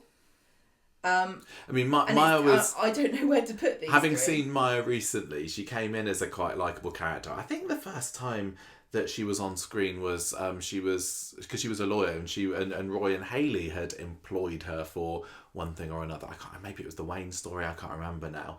But yeah, she soon falls in with Dev, and yeah, as the time goes on, you just see her become more and more unhinged. There was a great scene where she wants Dev to propose to her, and she gets him in her convertible, and they drive at breakneck speed through the countryside until he agrees to marry her. She's utterly, unhinged. Now, and we saw that explode in spectacular fashion in the Mad Maya week, which was some of the best Coronation Street stunt episodes that there have ever been. Just love her. Think she's so, and the stuff with the wedding, setting him up to be a bigamist. She just uses her brains, and she was still a physical villain too, because she blew stuff up, which was great. The honestly, the Mad Maya night where Dev's going from shop to shop and they're all exploding there in front of his face, and he's hearing about other ones over the phone. It was chaos, super. Pure chaos. And her final moments so far, where she drives down the street, the snarl drives into the joinery, and then the lorry comes up. It was utterly epic, but. Can I just add another thing? I think I like Archie more. Also, I think if you're going to go by sexiest, you're going to be putting Jenny and Maya very, very high. I think Maya may be arguably the sexiest character on this list here. Does she get Annie Walker? Does she go higher than Lloyd and Archie for pure sex appeal? I'm going we've to never say... We've never organised them by sexiness, but I think she'd be... if the podcast keeps on going, that's still to happen at some point. Yeah. I'm going to say I would put Lloyd next, because Maya's got the kind of the cult popularity, hasn't she? She's camp as anything, and there's a whole bunch of people that love her, me included. Archie Shuttleworth, beloved, hilarious, so warm and kind, and Lloyd. Tell us more about Lloyd, because you've done a whole podcast. Yeah, I was on the other podcast about him recently, and looking back at that, I was reminded that he was always a bit of a side character. He didn't have many stories where he was the main protagonist. I mean, we got the story with him reconnecting with Mandy, the girlfriend from the past, which was, is okay, but no, in storyline terms, nothing to write home about. You got the story where he pairs up with Cheryl, and her husband, or her ex, Chris, wheedles his way back into their lives by making out that he's got a terrible brain tumour. Lloyd had a lovely relationship with Andrea, which not a lot of people enjoyed, but we did. He was a great double act with Steve. I suppose when I was talking on the other podcast, when I thought about most memorable Lloyd scenes, it was the one where he's got Liz McDonald hiding behind the chair because he's secretly having it off with her, unbeknownst to Steve. And as Steve kind of is in Lloyd's flat and slowly clocks onto the fact what's going on, it was just superb. And I know he was on the show for 10 years, but in my head, he was just as much a blip on the show as Maya and Archie was. And it doesn't make sense, because he was there for, 2, 3, 4 times as long as they were. I'm trying to think back to... So, the cab office is really woefully underused now as a set where people just chat. Yeah, I agree. Nonsense with each other. And to me, the peak of that was Lloyd... Lloyd and Steve. Eileen and Steve. Yeah. And I don't remember whether there was anyone before Lloyd that did that with Steve. Well, the closest was, I guess, Vikram. No, that, yeah. And so they were really the prototype of that, don't you think? And so Tim's replaced Lloyd, and some people would argue that they prefer that. Not me. Tim's evil. So I reckon that Lloyd deserves consideration because of that great banter, and that's one of the things we talk about when we say what does classic Corrie mean? What do they need to do to make Corrie more fun to watch? And it's the banter, And that was a great example of it. So and we've got- who can remember whatever they spoke about? Are there any great big notable, quotable conversations that they had? No, but it was just fun. It was like being with friends. It was like sitting in a group, like kind of like you guys listening to us now. One of the things that you say you enjoy is you feel like you're with friends and having a discussion, even though you'll never get a word in edgewise with us, I'm afraid. But that's how you felt watching those lot. And so Lloyd, I think, deserves to be in the top half at least. Yeah. Because of that input. Yeah, he absolutely. He's And also, we haven't even said this, but the actor, Craig Charles. Yeah, he's like got a massive part of UK culture, sci-fi culture, because of his role in Red Dwarf. We haven't even said Red Dwarf yet, and but it just goes to show you too. There are some real big names here on this board that are not in the top 10, and it's not to do with their acting talent or their place in pop culture history. It's because Coronation Street is more than that. And so you can be somebody who comes in relatively unknown, makes a really fantastic character with the writing staff, and sometimes it doesn't work, even for big names like Craig Charles. Do you know what I mean about the fact that it doesn't seem like he was in the show No, for I agree long? with you. I think he's quite unique in that. I want to put him. He didn't have loads of his own stories. I want to put him at 14. Personally, I would go 14 Lloyd, 13 Maya. Oh, 13's 12, a good number for Maya, though, 12 isn't it? Archie. Because would you have any particular... Unlucky for some, Maya at 13. That suits me fine. Fine, okay. Right, so are we having Gemma at 11? Because earlier on we were kind of dilly-dallying about her, and some people are going to say it's absolutely sacrilege to put her higher than Archie, Maya, Lloyd, and even Bill, possibly. So what's our case for putting Gemma higher than those guys that we've just been talking about? I would say that Dolly Rose Campbell is a great actress. She has made Gemma, she's evolved over the years. I've said she wasn't consistent, but I guess the argument to flip that around is that she's grown as a person. And she has grown in a logical way, hasn't she? As life's thrown challenges at her, she's risen to meet them. Yeah. I think most recently you can really argue her case in her handling of Paul's diagnosis, because that scene where they had the wedding, what was it? Yeah, wedding last year, Gemma and Chesney's wedding. You got the wedding, you had Paul and Billy's wedding, you had their birthday. There were lots of big moments where I think you've really seen how Dolly Rose Campbell can take Gemma's character and make her really sympathetic and human and emotional. I wouldn't say that they've done as good a job with the quads and stuff, but that's just because I think logistically it's difficult to have those characters, which was always a problem. But equally, I think that they have flubbed Gemma a bit too much, and having her be, the gross out stuff, does anybody really enjoy watching that? The repeated stories of, we've got no money, we're going to have to sell things, we're scraping it. And I know that is a reality for people in real life, but it feels like they're returning to that well a little bit too often. It's not even that, it's that it doesn't feel appropriate to her situation, and we've spoken before about the reality. Should have taken that Freshco's money. It's just really frustrating because Coronation Street tries really hard, and I think their heart's in the right place, to do these stories about actual things that really do affect working class people, but they always mess it up because really she should be rolling in benefits. I hate to say this, but because she's had a multiple birth as a second child in a family, she would be getting benefits. She would be given somewhere to live. There would not be as much of pressure on her as there is. So from that perspective, she's totally unrealistic. Gemma's been in the show for, I'm going to say, 10 years now, roughly the same amount of time that Lloyd was when he left. We've put him down there because it felt like a short amount of time. But, the fact that she's still a relative newcomer, should that bring her down? No, I'm still thinking of wanting to put Archie above her, maybe. Because just on who you want to have a pint with, Archie's above Gemma. But Michael, don't forget she's been a really important part of so many big storylines.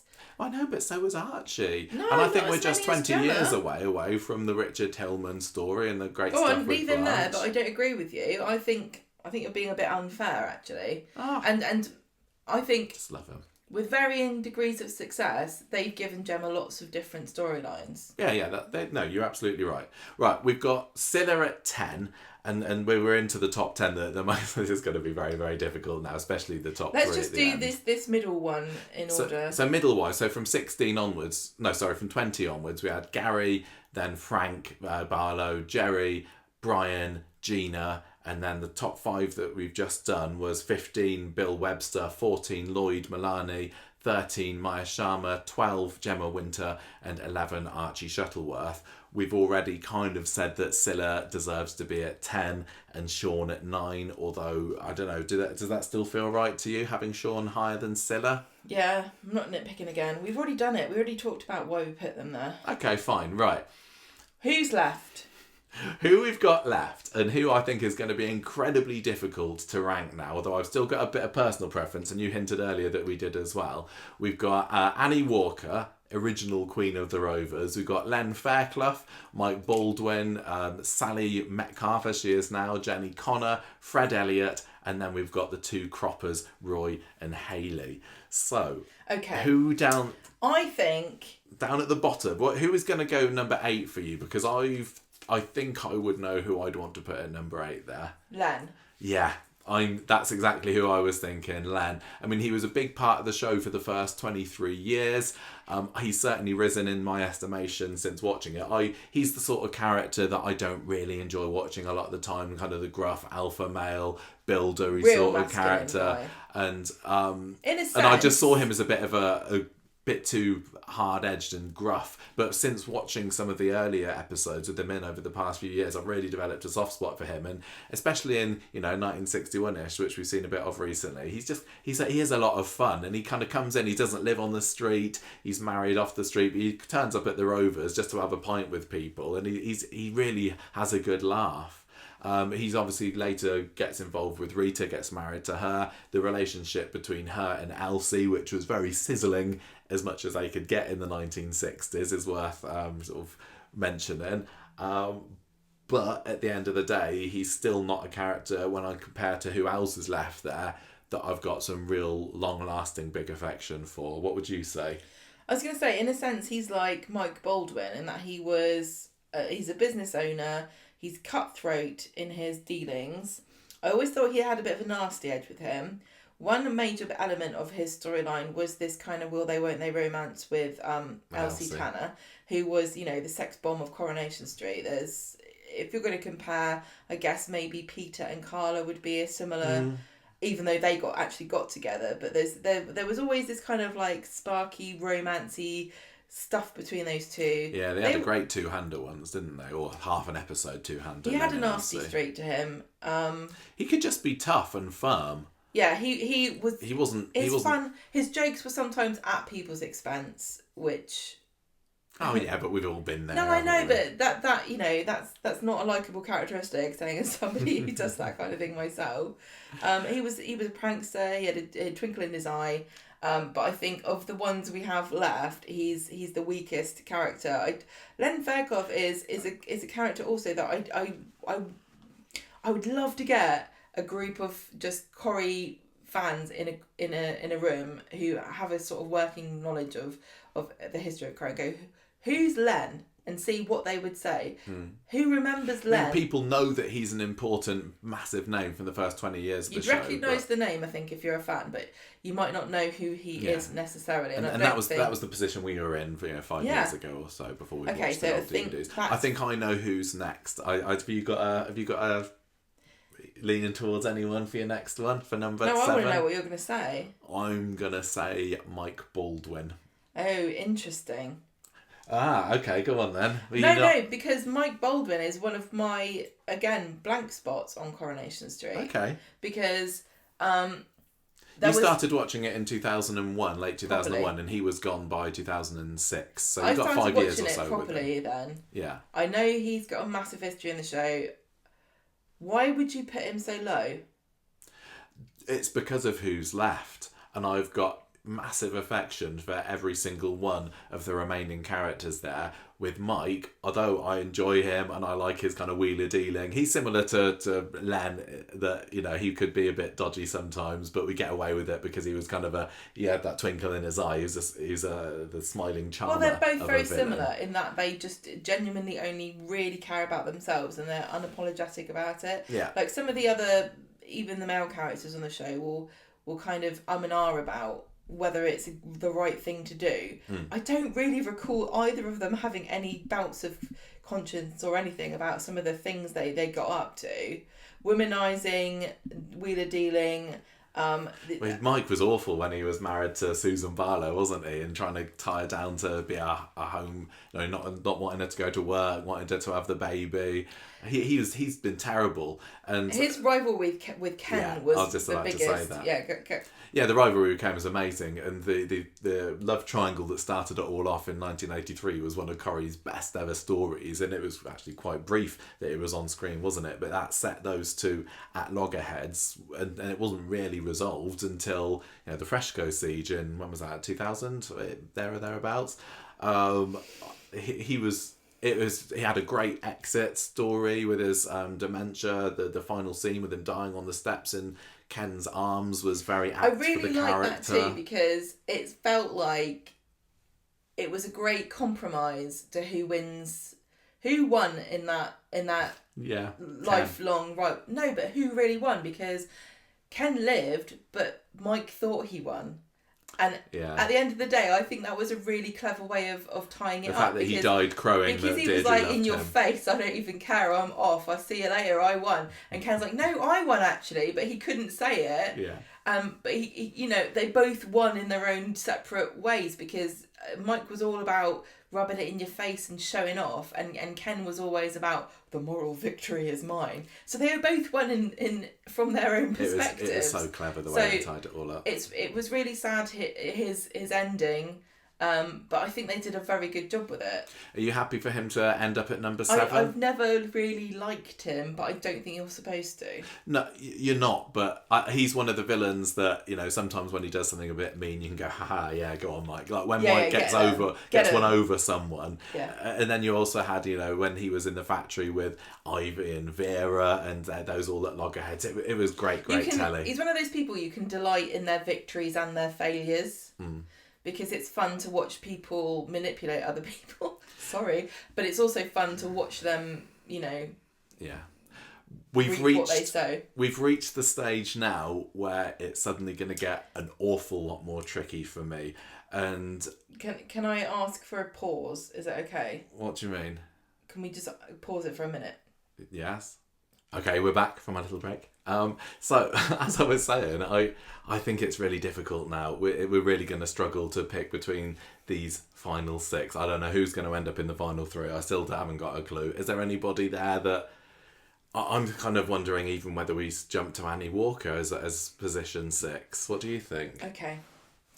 Now, you've probably picked up on this if you've listened to the show. Yeah. Are you about to say something slanderous? I'm about to say something a bit controversial. Okay. I think I know what you're going to say, but I'll let you say it. I know you're going to make me do this. Go on. Now, everyone's on the hype train, okay? People love trains. People love people that love trains. And maybe this train has gone too far. Maybe the train should have stopped. Gosh. Roy Cropper, he's a legend.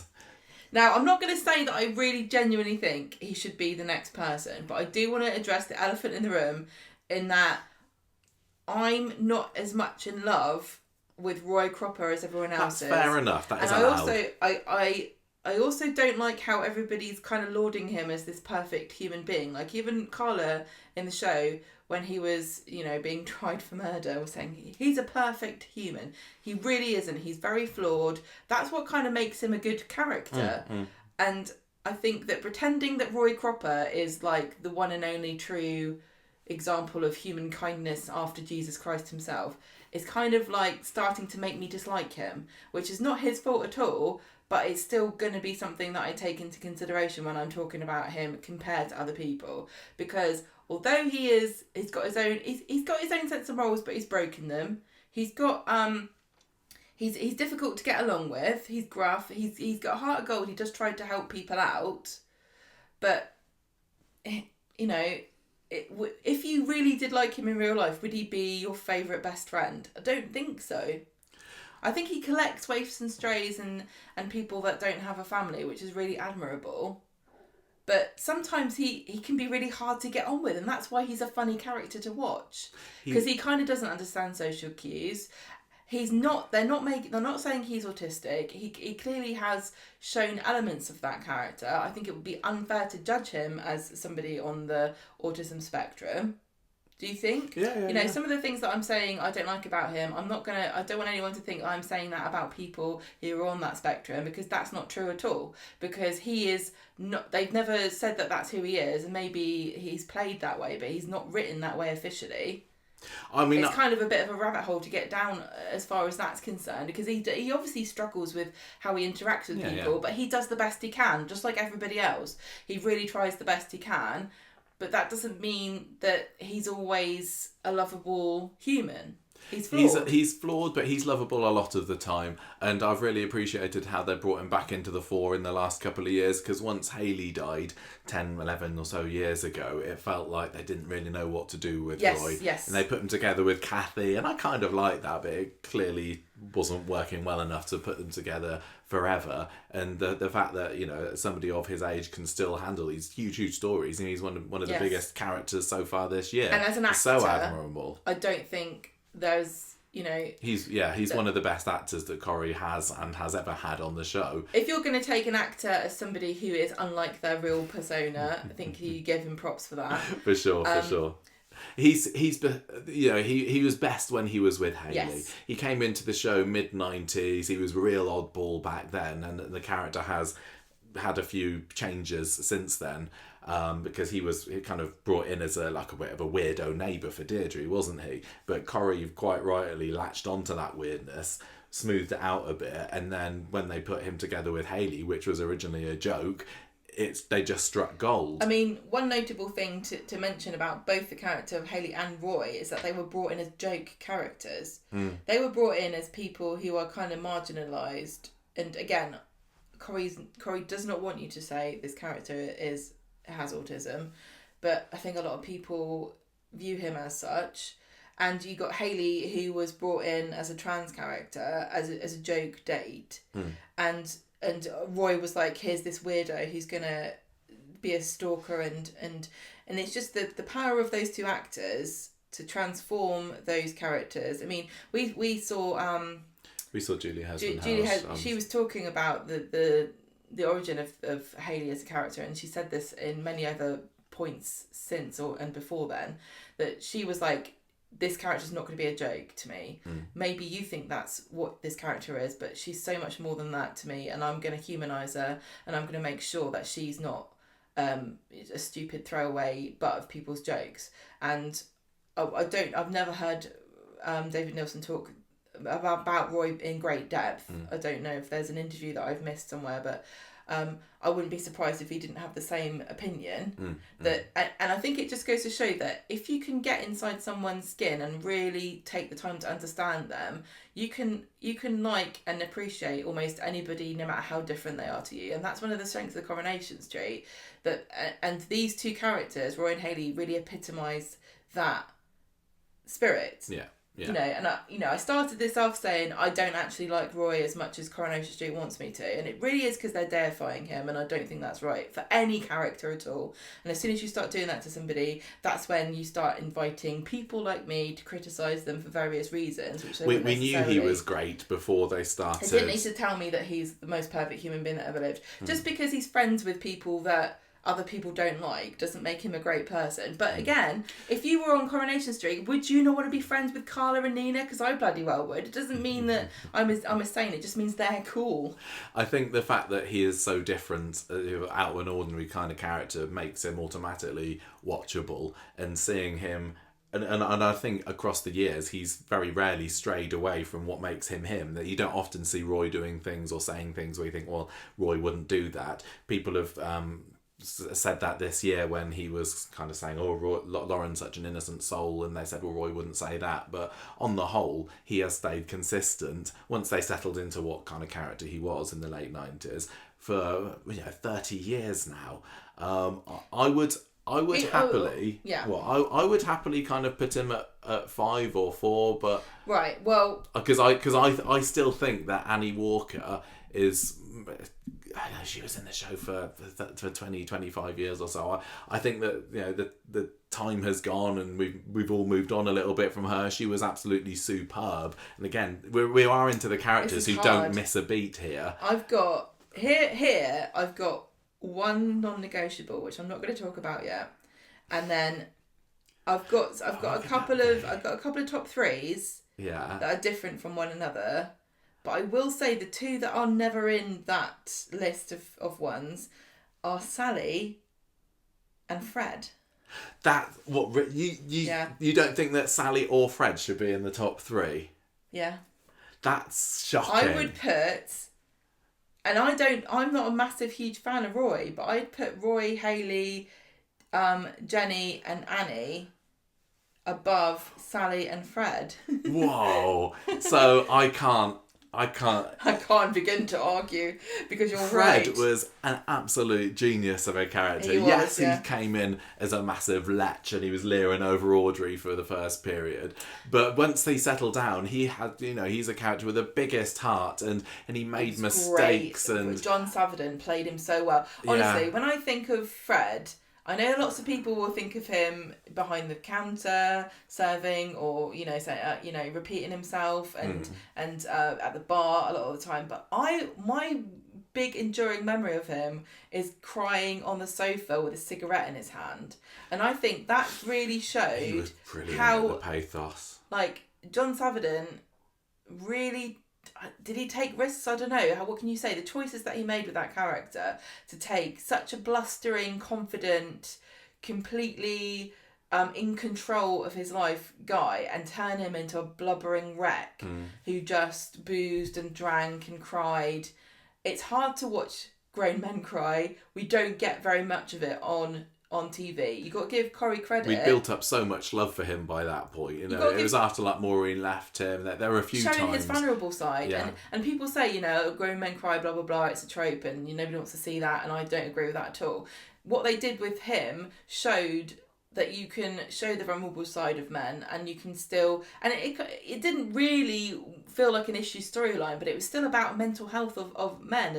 And when they did the Aidan suicide storyline, they spoke a lot about how much that helped people. But just being able to show a guy crying like that on Coronation Street, completely uncontrolled, unrestrained, total surrender to emotion for that character, and John Saverdon sold it 100%. You believe this guy was just watching his life collapse around him.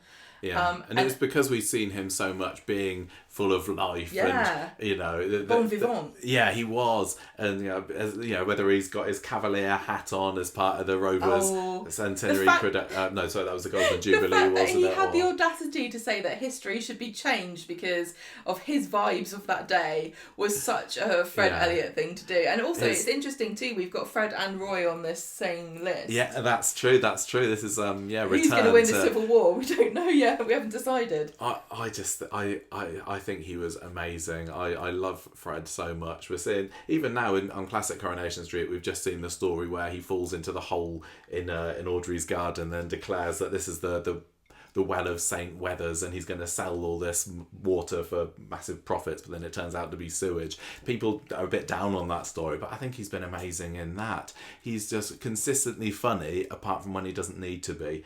And then he's 100% perfect on when he turns dark on you. Yeah. He's terrifying. When he was angry at Eve during the bigamy story. Like, he honestly, they never did this with him, but he's a guy that you can imagine asking you to marry him, and then if you said no, although this happened quite often, just murdering you and throwing you in a hole. No. Yes, because he could turn it, he could switch it.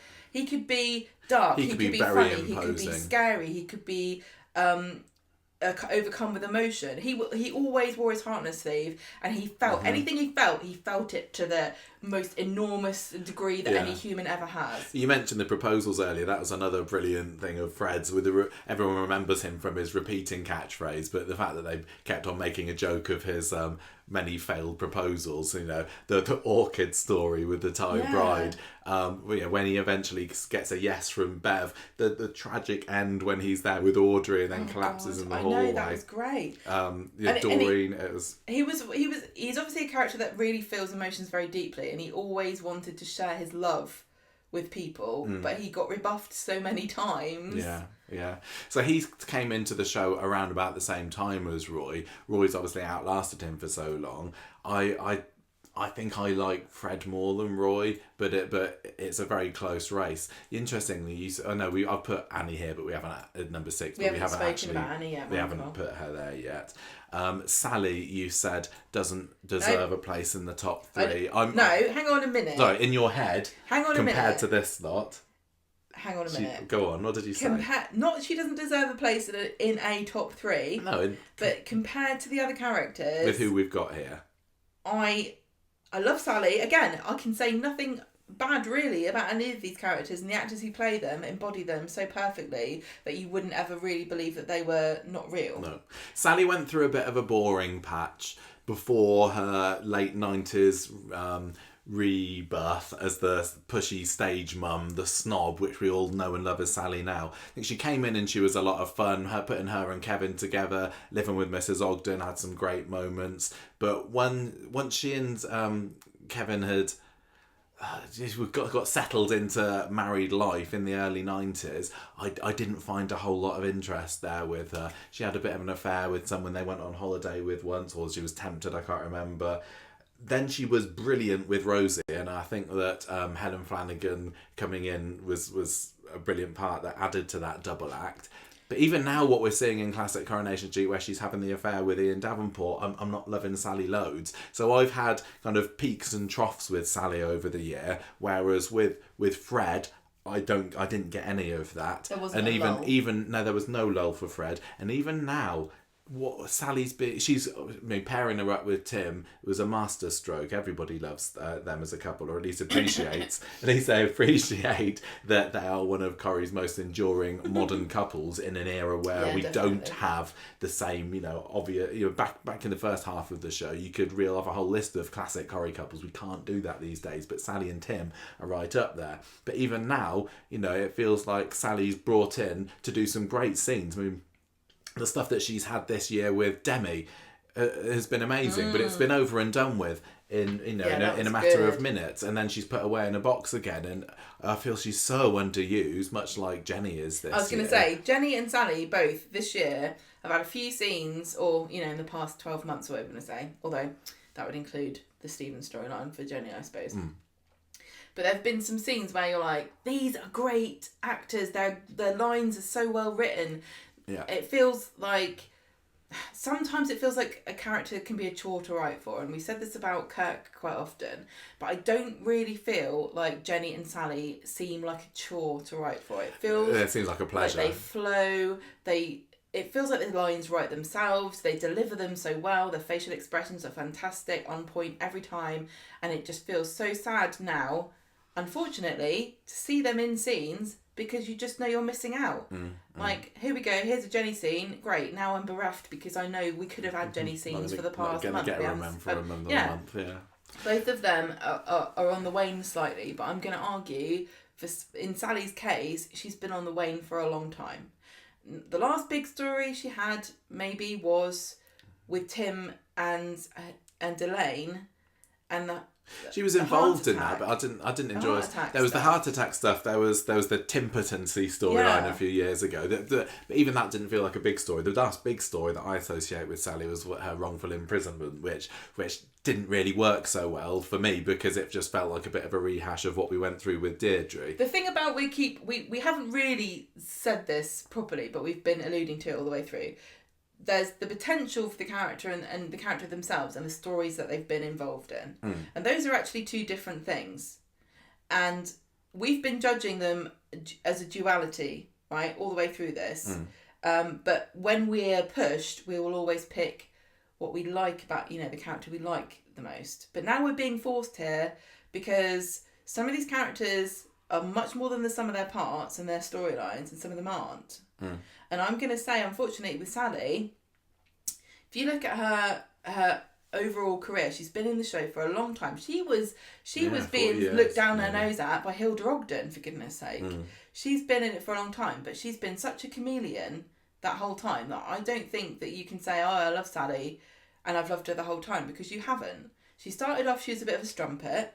Then she became a boring mumsy character. Then she turned into a bit of a psychopath when her husband had an affair. Then she became a bit of a weird, like, I want to open a hardware store. Oh gosh, yeah, with her and Danny. And that's the time she had the affair with Martin as well. That wasn't a good look for Sally. No, but when she really came into her own with being a pushy mum and a snob. And that really is not a great deal of Sally's story. And they've also gone off the boil with that even in the past few years. And, Sally and Tim, all jokes aside about Tim, they're a great pairing. It brought out a completely different side of Sally's personality that we hadn't seen before. Was she a randy woman before then? No.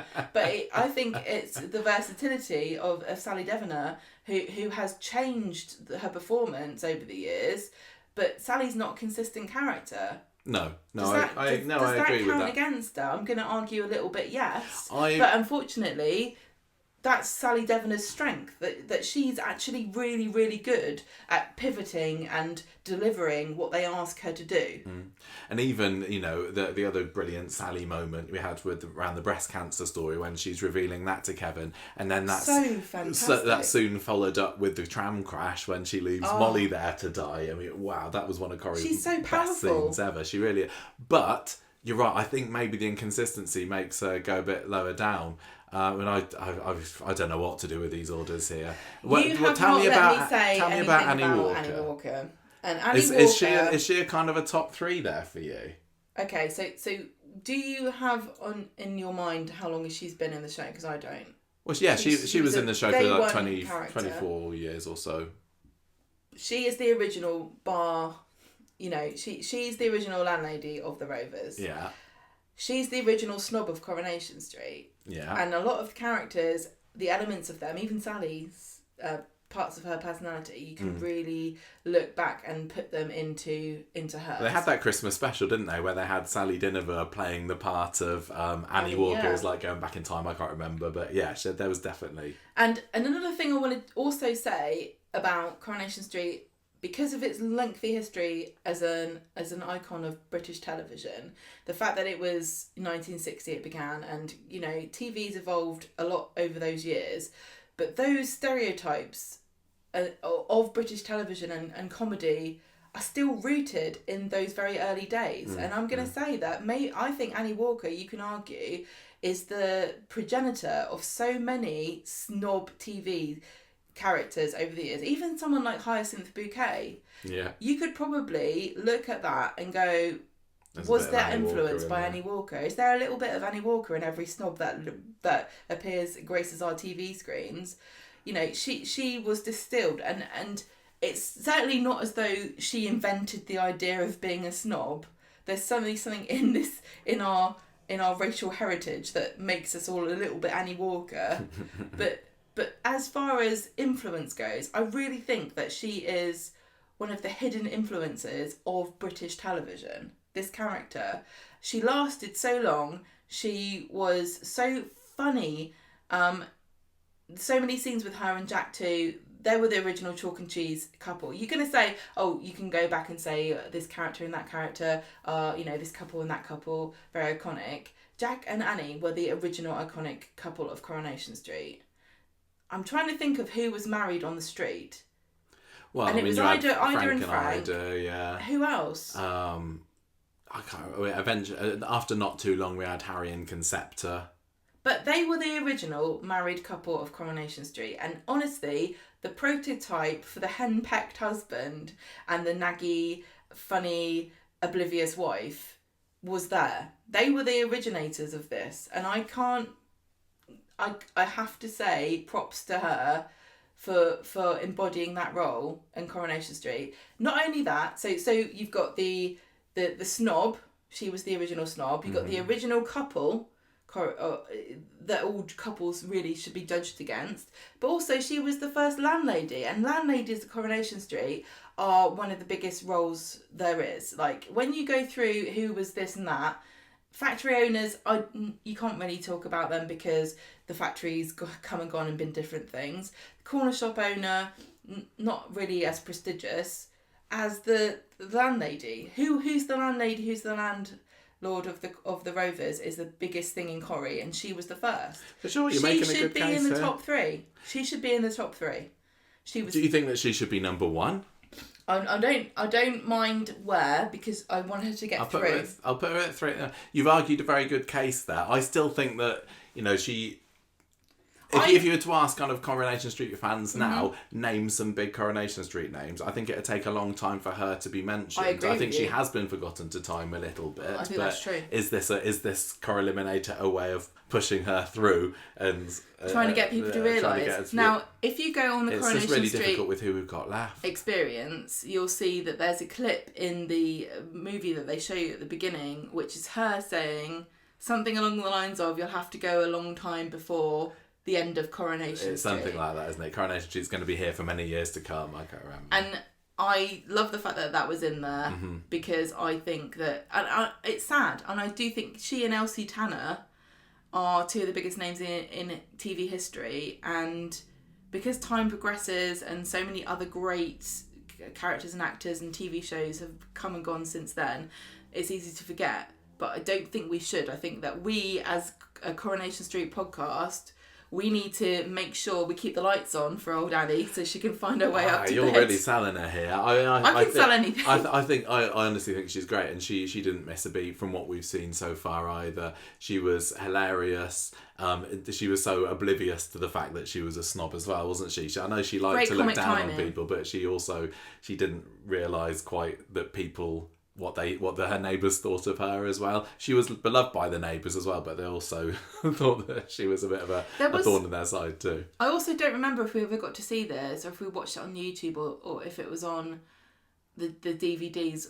But wasn't there a scene, because Ina Sharples and Elsie Tanner always had this kind of trio of like rivalries. But wasn't there a scene where she and Elsie Tanner got drunk?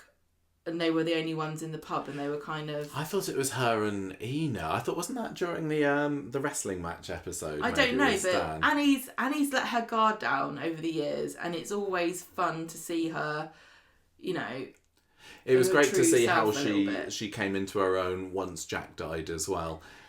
She still went for another 10-15 years being the sole landlady, and Newton originally tried to get rid of her, but she refused because she knew this is her ship that she wanted to carry on steering through the night. Okay, look, let's park her at maybe number 3 at the moment. We haven't mentioned Jenny or Hayley. Yeah. For me, I would like to put Hayley probably in the top 3. I just think she's absolutely wonderful. She's one of my favourite characters. I've spoken before about how I often swerve towards the good characters, and Hayley is one of the most the goodest, most kind-hearted and empathetic characters we've had on the street. You spoke earlier about how that she was brought in as a joke, but the power of Julie Hesmondhalgh's performance turned her into such a beloved character that all the characters on the show liked. Yes, we saw her at the beginning have to suffer the abuse of the likes of Mike Baldwin and all the ignorant characters who worked at the factory, but she rose above it. And when the character left 10 years ago, that still made that was headlines, that was front page news in Coronation Street because of how the nation had taken her into our hearts. Yes. She was great at the comedy, but it was really the romance with her and Roy, and the fact that these two oddballs could find such a perfect duet together, as I think Roy says in her eulogy maybe. It was just superb, and you know the wedding. Or we had 2 weddings for them, didn't we? Which is we do sometimes get that when there's a bit of bigamy involved. But the fact that the first wedding wasn't legal because the law was different back then about trans people getting married. Well, it was because that she had no legal status as a woman. Yeah, exactly. And so it was classed as a gay marriage, and then they brought in the Gender Recognition Act, which meant that she could get married, and then after that we could have gay marriage. And we've spoken as well before about the fact that this Gender Recognition Act is partly down to her as a character. I'm going to say that I don't think it's unfair to say that Hayley is probably, even now, the one of some people's only knowledge of a trans person. So a lot of people will not have interacted with a trans person, never met anybody who's trans, but they think they know Hayley because they watch Coronation Street, and that was no small part of humanising people. And I genuinely think that if Hayley hadn't existed as a character, we wouldn't have had that come in. No, I totally agree. And at least not as soon as it did. No, I think that the love that we have for that character has broken barriers and changed laws. So and what you were saying about her being a good character and a liked character and the goodest character ever, is she? She was very saintly. I kind of deify her a bit. That is what people try to say about Roy now, and I think that Roy has got a lot more flaws than Hayley. He's a lot more. I don't really know how to describe him, but Hayley, you can almost count on her to do the right thing in any situation. Like, you know, even like what we saw recently with Angela Harris on the classic Coronation Street episodes, where Angela asks her to help her cover up Tommy's death by going up to wherever it was, Sheffield, and send a letter which inadvertently embroiled her as part of the. But she just wants to help people. And well, I mean, you know, Roy, I bring this up very often when talking about Roy, but he attacked Gary with a bat. He's done violent things. He's set fire to boats by accident. He offends people. You can't blame what he does in the sleepwalking. It's who he is as a person, and he's flawed. Hayley, I don't think set many feet wrong. She slapped. She slapped Tracy, didn't she? Which I think she deserved just that. Doesn't that just prove how good she is? That was over the whole Amy Patience story where they were tricked into. Hayley puts everyone thinking that before Roy was herself. The father of Amy. But and she was a bit of a doormat, but you never felt like she was being pathetic. Like, you could see this goodness that she had in her soul, and Julie Heston Harsh has got this, because we've seen her in lots of other things since, because she was in the Mr. Bates versus the Post Office. We watched her in Maggie Cole, that Trouble with Maggie Cole, and she's been in various other bits and bobs. She exudes this really lovely maternal warmth that I think she brought to Hayley's character that made everyone love her. She is an icon of British television. She is an icon of the LGBT community. She literally changed the face of British politics. What a character. Yeah. The only flaw that I can even think of, if pushed, with Hayley, it was that time that they the character was off in Africa for a bit. Do you remember? And then she came back and she fancied the person that was running the camp in Africa. That was a misstep. But apart from that, you know, her and Roy's relationship was one of the most enduring on Coronation Street, and it was absolutely right that they had to kill her off at the end, because it wouldn't have felt right to the character to have split them up. The poignancy of her death, and, you know, It kind of set a blueprint to a certain extent, which I felt like they tried to follow with Kate and Rana. Yeah. Where Paul Bavner Limitier tried to say, you know, she said the fans won't accept this character leaving when she's in such a deep relationship, and unfortunately there wasn't the history that Roy and Hayley had to kind of justify that decision to kill her off. But just her final days, and that scene with her being rolled around the street. Oh, in the wheelchair. Even the scene, I don't remember when this came, but that scene where she looks out the window and she knows she's dying, and she's like, just screw everybody. Like, they can all bugger off. Like, she was so angry. There was a bit where she pushes over the Christmas tree, doesn't she? Like, on the final Christmas when I she's want to so say mad a about swear word, life. but she's like, even then, she was so human. Like, why is it's not fair? Why am I going? And there's, Tracy Barlow's still alive. Yeah. I would really want to campaign for her being in the top 3. Yes. It's going to be, I'm just going to say one thing too. I cannot wait to see how the viewers, how you guys, listeners, how are you going to score this? This is going to be so tough for the listener. Well, that leaves us with Jenny, who...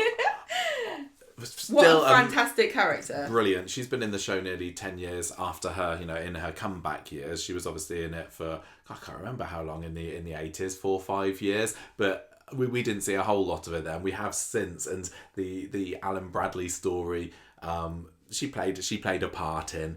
But it's really, for me, modern Jenny that's made me love her so much. I do think it's a shame that we've been seeing less of her recently, and even last year when Sally Ann Matthews was one of the top, the most top appearing character Daisy. In a year ever, it still felt like it wasn't necessarily her story, and she was more of a side character in Daisy's story. So it's a shame.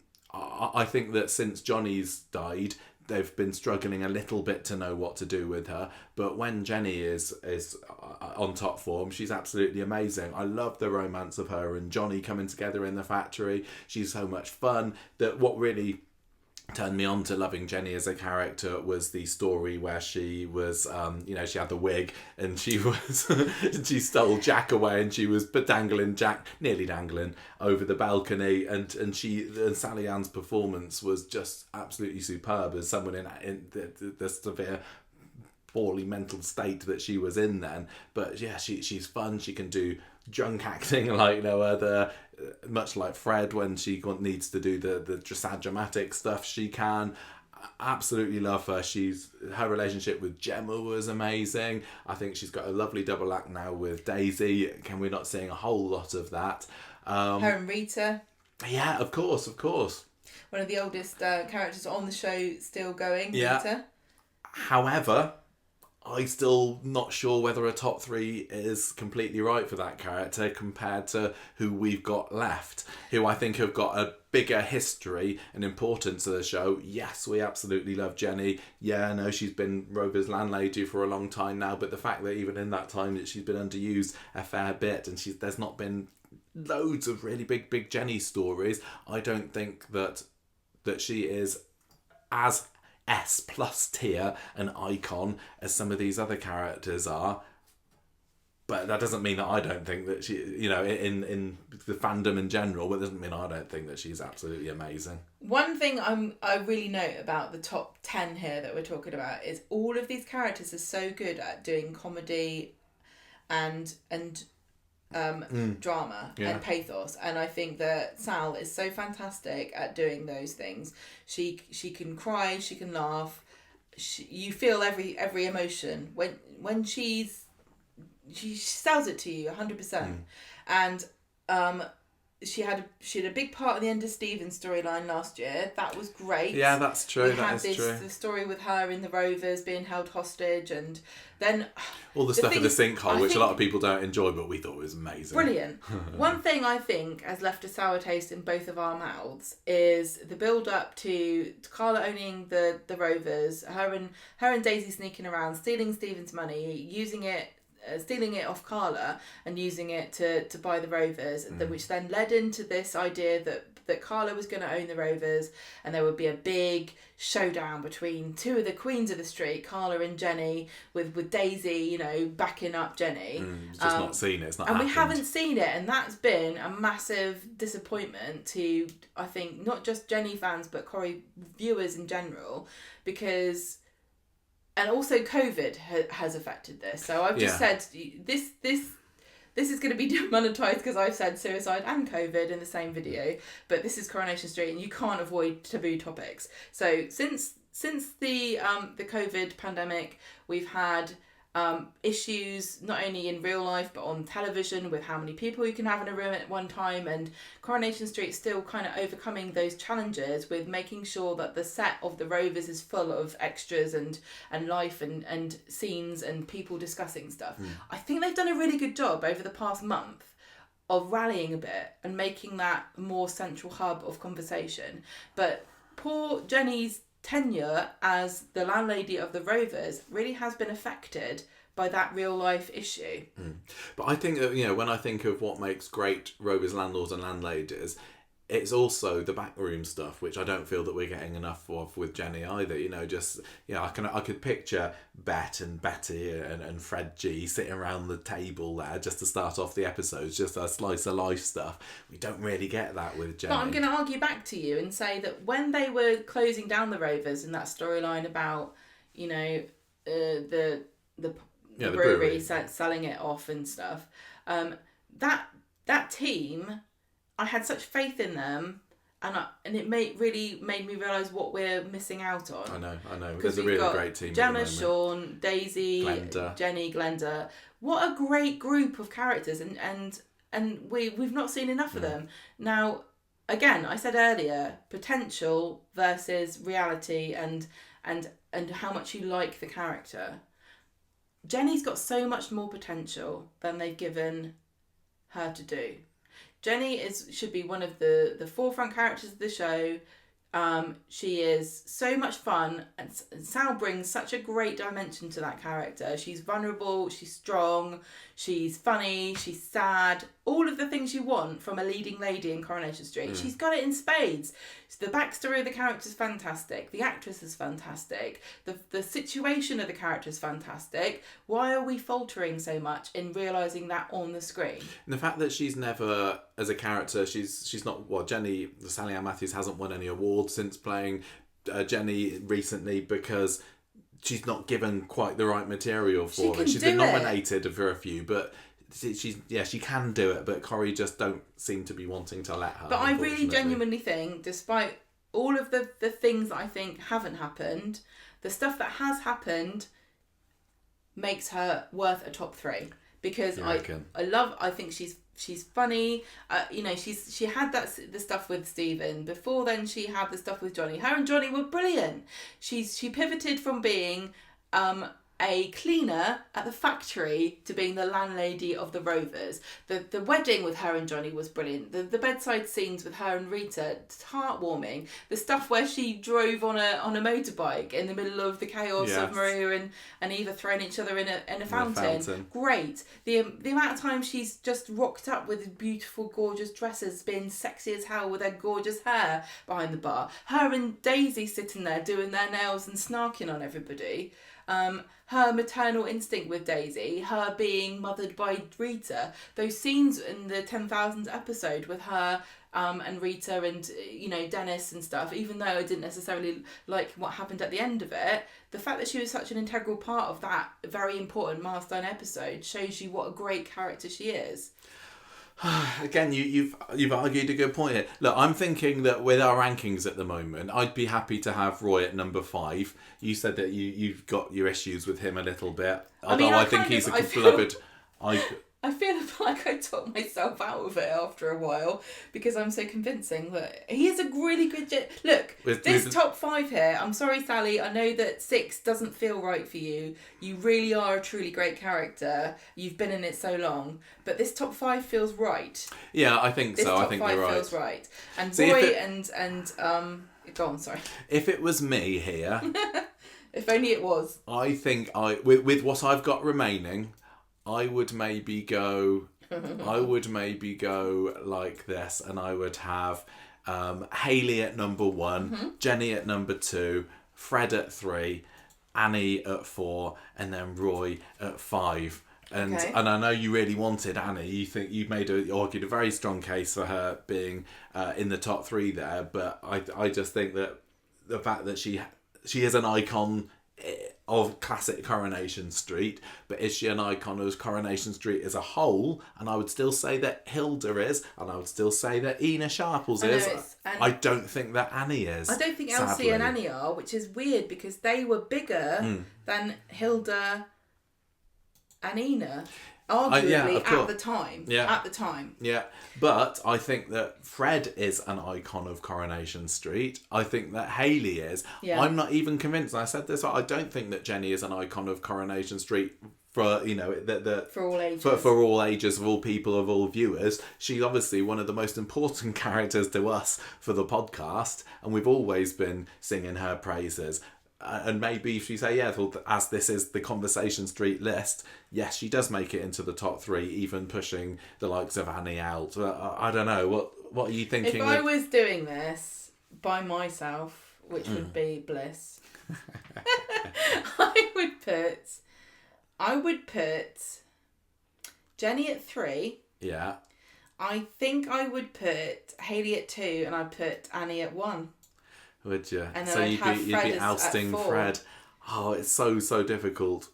I don't usually win arguments with Gemma. In fact, I can't think of a time when I ever have. So we might have to end up going with something. So really, like we're that. arguing about Fred and Annie, aren't we? I'd said Fred at 3, hadn't I? It's between Fred and Annie. Because we're both happy to have Jenny and Hayley in the top 3. Yes, yeah. Hayley is there as an all-rounder list. Everybody would agree. I would hope. I don't think anyone's going to fight you about Hayley. No, I mean people might fight us for Roy. I mean we've kind of discarded Roy and said number 5 here, and there's going to be a lot of people saying no way, Roy absolutely deserves to be in the top 3.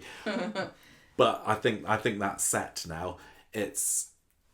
So I think that Jenny should be there for us as Conversation Street. Hayley's there for everybody, and then it's a case of Fred versus Annie, and I would put Fred's overall Corrie icon status and still memorability as meaning Annie, that he's there at number 3. But you want Annie at number 1, so in that case, do I say, well, let's settle with it, and we have to be in a position where none of us are happy, and do we have Annie at 3, Hayley at 1, Jenny at 3, and Fred at 4? And he's finally fallen down that hole in the bottom of Aldrey's lawn and off the list into the Corrieliminator oblivion. Although this is not a listener poll, because you got your own ones, okay? You can vote for this yourself, everybody. That people are screaming and saying, who's Annie Walker? And I think that if you're gonna... You've compromised a lot already. Yeah. And I think you feel very strongly about Fred, and I think I'm good at arguing, but it doesn't mean I'm right. Okay, so I've always said this. I'm very good. I've got this on tape. I've never said anything different. I'm very persuasive, but I could also try to make a case for what's his face, Greg Kelly, to be number 1 if I really felt like it and he had enough time. She could. So. If you want to put Annie at 4 and Fred at 3, I'm not going to cry about it, but I might give you a dirty look. I don't get this opportunity very much. I think I might. But I might even so it's irrelevant, this top 3, because we can do they're all through to the grand finale. They'll be ranked again. Do you think that you're happy with that? Because the way you're talking about Fred and the way you talked about Jenny. I'm surprised that you don't want Fred to be 2 and Jenny to be 3. Because to me, it goes Jenny, Hayley. No, it goes Annie, Hayley, Jenny. And I don't think that you would put Jenny at 2. So maybe Fred should be 2. It should be Hayley, but Fred, and Jenny. I've already compromised with the top 3 and having Fred in it at all. So I said happy. That I didn't. I think that Jenny is 3 because I think that we acknowledge Sally-Anne Matthews' incredible contribution to the character and how much she is a brilliant actress, but we also really want to take Coronation Street to task and give them a bit of a slap on the thighs for what the hell are you doing with this brilliant character, and why has she not got a story in 2024? I think that Fred was definitely more consistently used over his shorter tenure than Jenny has been over her past 10 years. So Fred was in the show for about 10 years or so, 10, 11, 12 years. Jenny's been back almost this time, and I think that Fred was very consistently used. Jenny hasn't been. I think that the pedestal that we've put Jenny on the podcast, and the importance of her to the podcast, and Sally Matthews' help with getting the podcast off the ground as well eventually, means that I'd happily put her at number 2. It doesn't matter at the end of the day, but that doesn't mean that in the grand finale I may well be arguing for Fred to be higher than her in the end. Did we put Toya through? I don't think we did. No. See, so I know that people are going to accuse us of bias here, but, you know, I love both these actresses. I love Georgia Taylor. I love Sally Ann Matthews. If we would get married again, they'd both be invited. They'd probably sit quite high up at the tables. Don't know if they'd come, but they'd still get invited.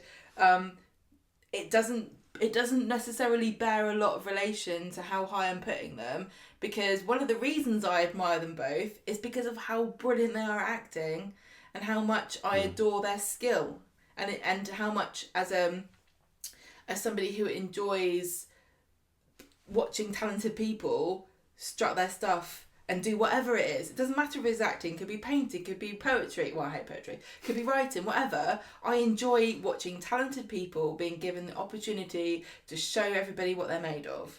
And both those people do a fantastic job of it, and that's why they're my friends. And so it doesn't mean that I'm putting them through for that reason. No, because we that's put fine. poor That's Toya fine. through. That's fine. I think that we've shown our non-bias by, relegating Toya to the depths of, you know, I think being with Greg whenever Kelly. he gets up for nominate or for ordering, it may well be that Imran doesn't make it into the top 3 as well. I'm sorry, Possibly. Charlie. But look, I'm happy with this. Have we even to got? end that Have we even got?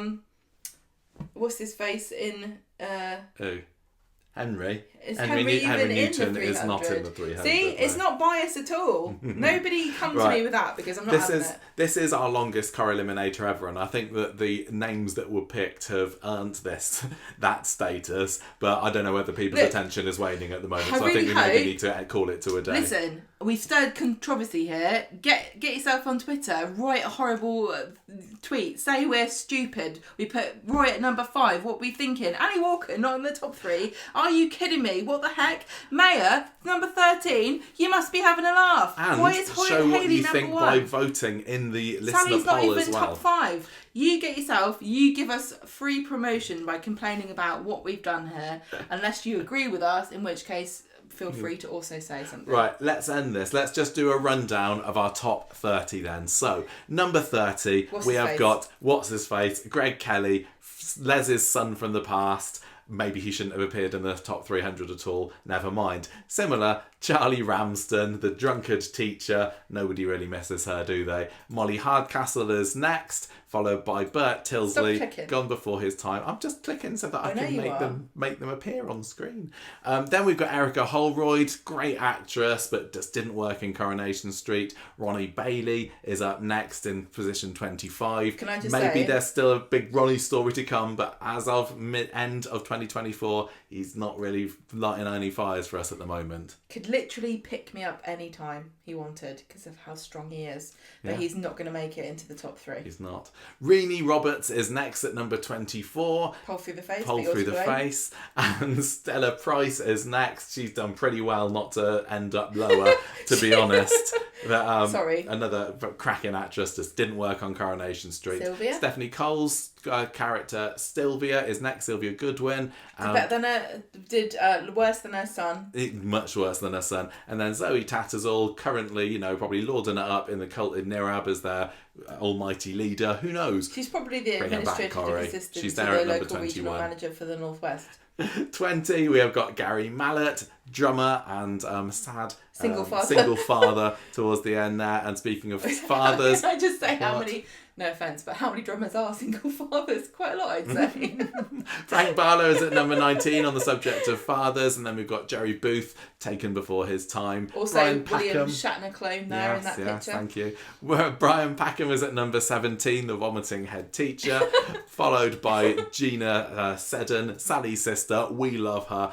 Dog plate aficionado. Absolutely brilliant, but definitely the middle of the list seems about right to her. So into the top half of the list, we're starting off with Bill Webster. Loves the bratwurst, doesn't like his kids so much. Yeah, just a really nice character, but we weren't able to think about why. Germany, but feels about right biggest with him plot. there. Next up, we've got Lloyd Milani, the cabbie, who was brilliant fun with Steve McDonald. Then cult icon Maya Sharma is at unlucky number 13. Went off with a boom. Yeah. Number 12, we've got Gemma Winter. Definitely a Marmite character there, but hopefully we've argued her case a little bit here. The men on Coronation Street are quite prolific with their children, and I think she's the only woman holding up her end of the bargain, churning out as many children as possible. All at once. When it comes to 2065, I think 50% of the cast of Coronation Street will be related to Gemma Winter in some way, so she deserves to be quite high. Coming up next, we've got Archie Shuttleworth at number 11. I'm not wrong. And then into our top 10, we start off with Loudmouth Scylla, followed by Corrie's original gay character, Sean, who's still living at large in 2024. Can I give another controversial one maybe, but Scylla a new nickname? What? Scylla Blackheart. Thank you very much. Number 8, a Corrie icon. We think he's all right. I've enjoyed him more over the last few years, but I think he's worthy of a place in the top 10. It's then Fairclough, and then we're into the absolute proper icons now. Poor Mike at number 7. We couldn't let any Southerners into the top 5 now, could we? Sally is at number 6 again. Total icon, and yeah, definitely had a changes with the times as you need years. to, and I think that's been the secret of her survival. Creepy Cropper creeps in at number 5 here, followed by original landlord of the Rovers, Annie Walker. Landlady, sorry, well, I'm just using the gender neutral term.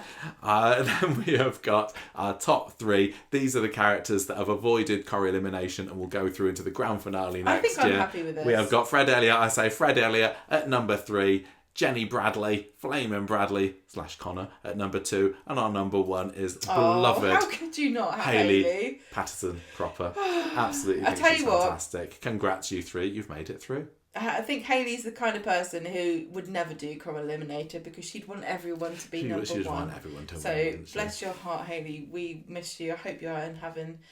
Now looking down and smiling. Sure she is. Yeah. Right, everybody, that is it for another Corrieliminator for the month, and we'll be back in 4 or 5 weeks' time with another one, no doubt. We did that. That was We've managed it. That was the toughest one so far, and now it's your turn. So follow the link in the video or in the podcast and vote for yourself. Please give yourself. All right. So my challenge to you is: do your Corrieliminator, pick your top 3, give it a week, come back and see if you really do pick the top 3 again the second time. It's better for us if we just don't think about it. Because I'll be up at night thinking about Annie, I tell you. Thank you everybody for listening. Thank you for watching. If you've been watching on YouTube, we'll be back at the weekend with another episode of Conversation Street, to say what's been going on in Coronation Street. I'm getting this all wrong. I've been great up till now.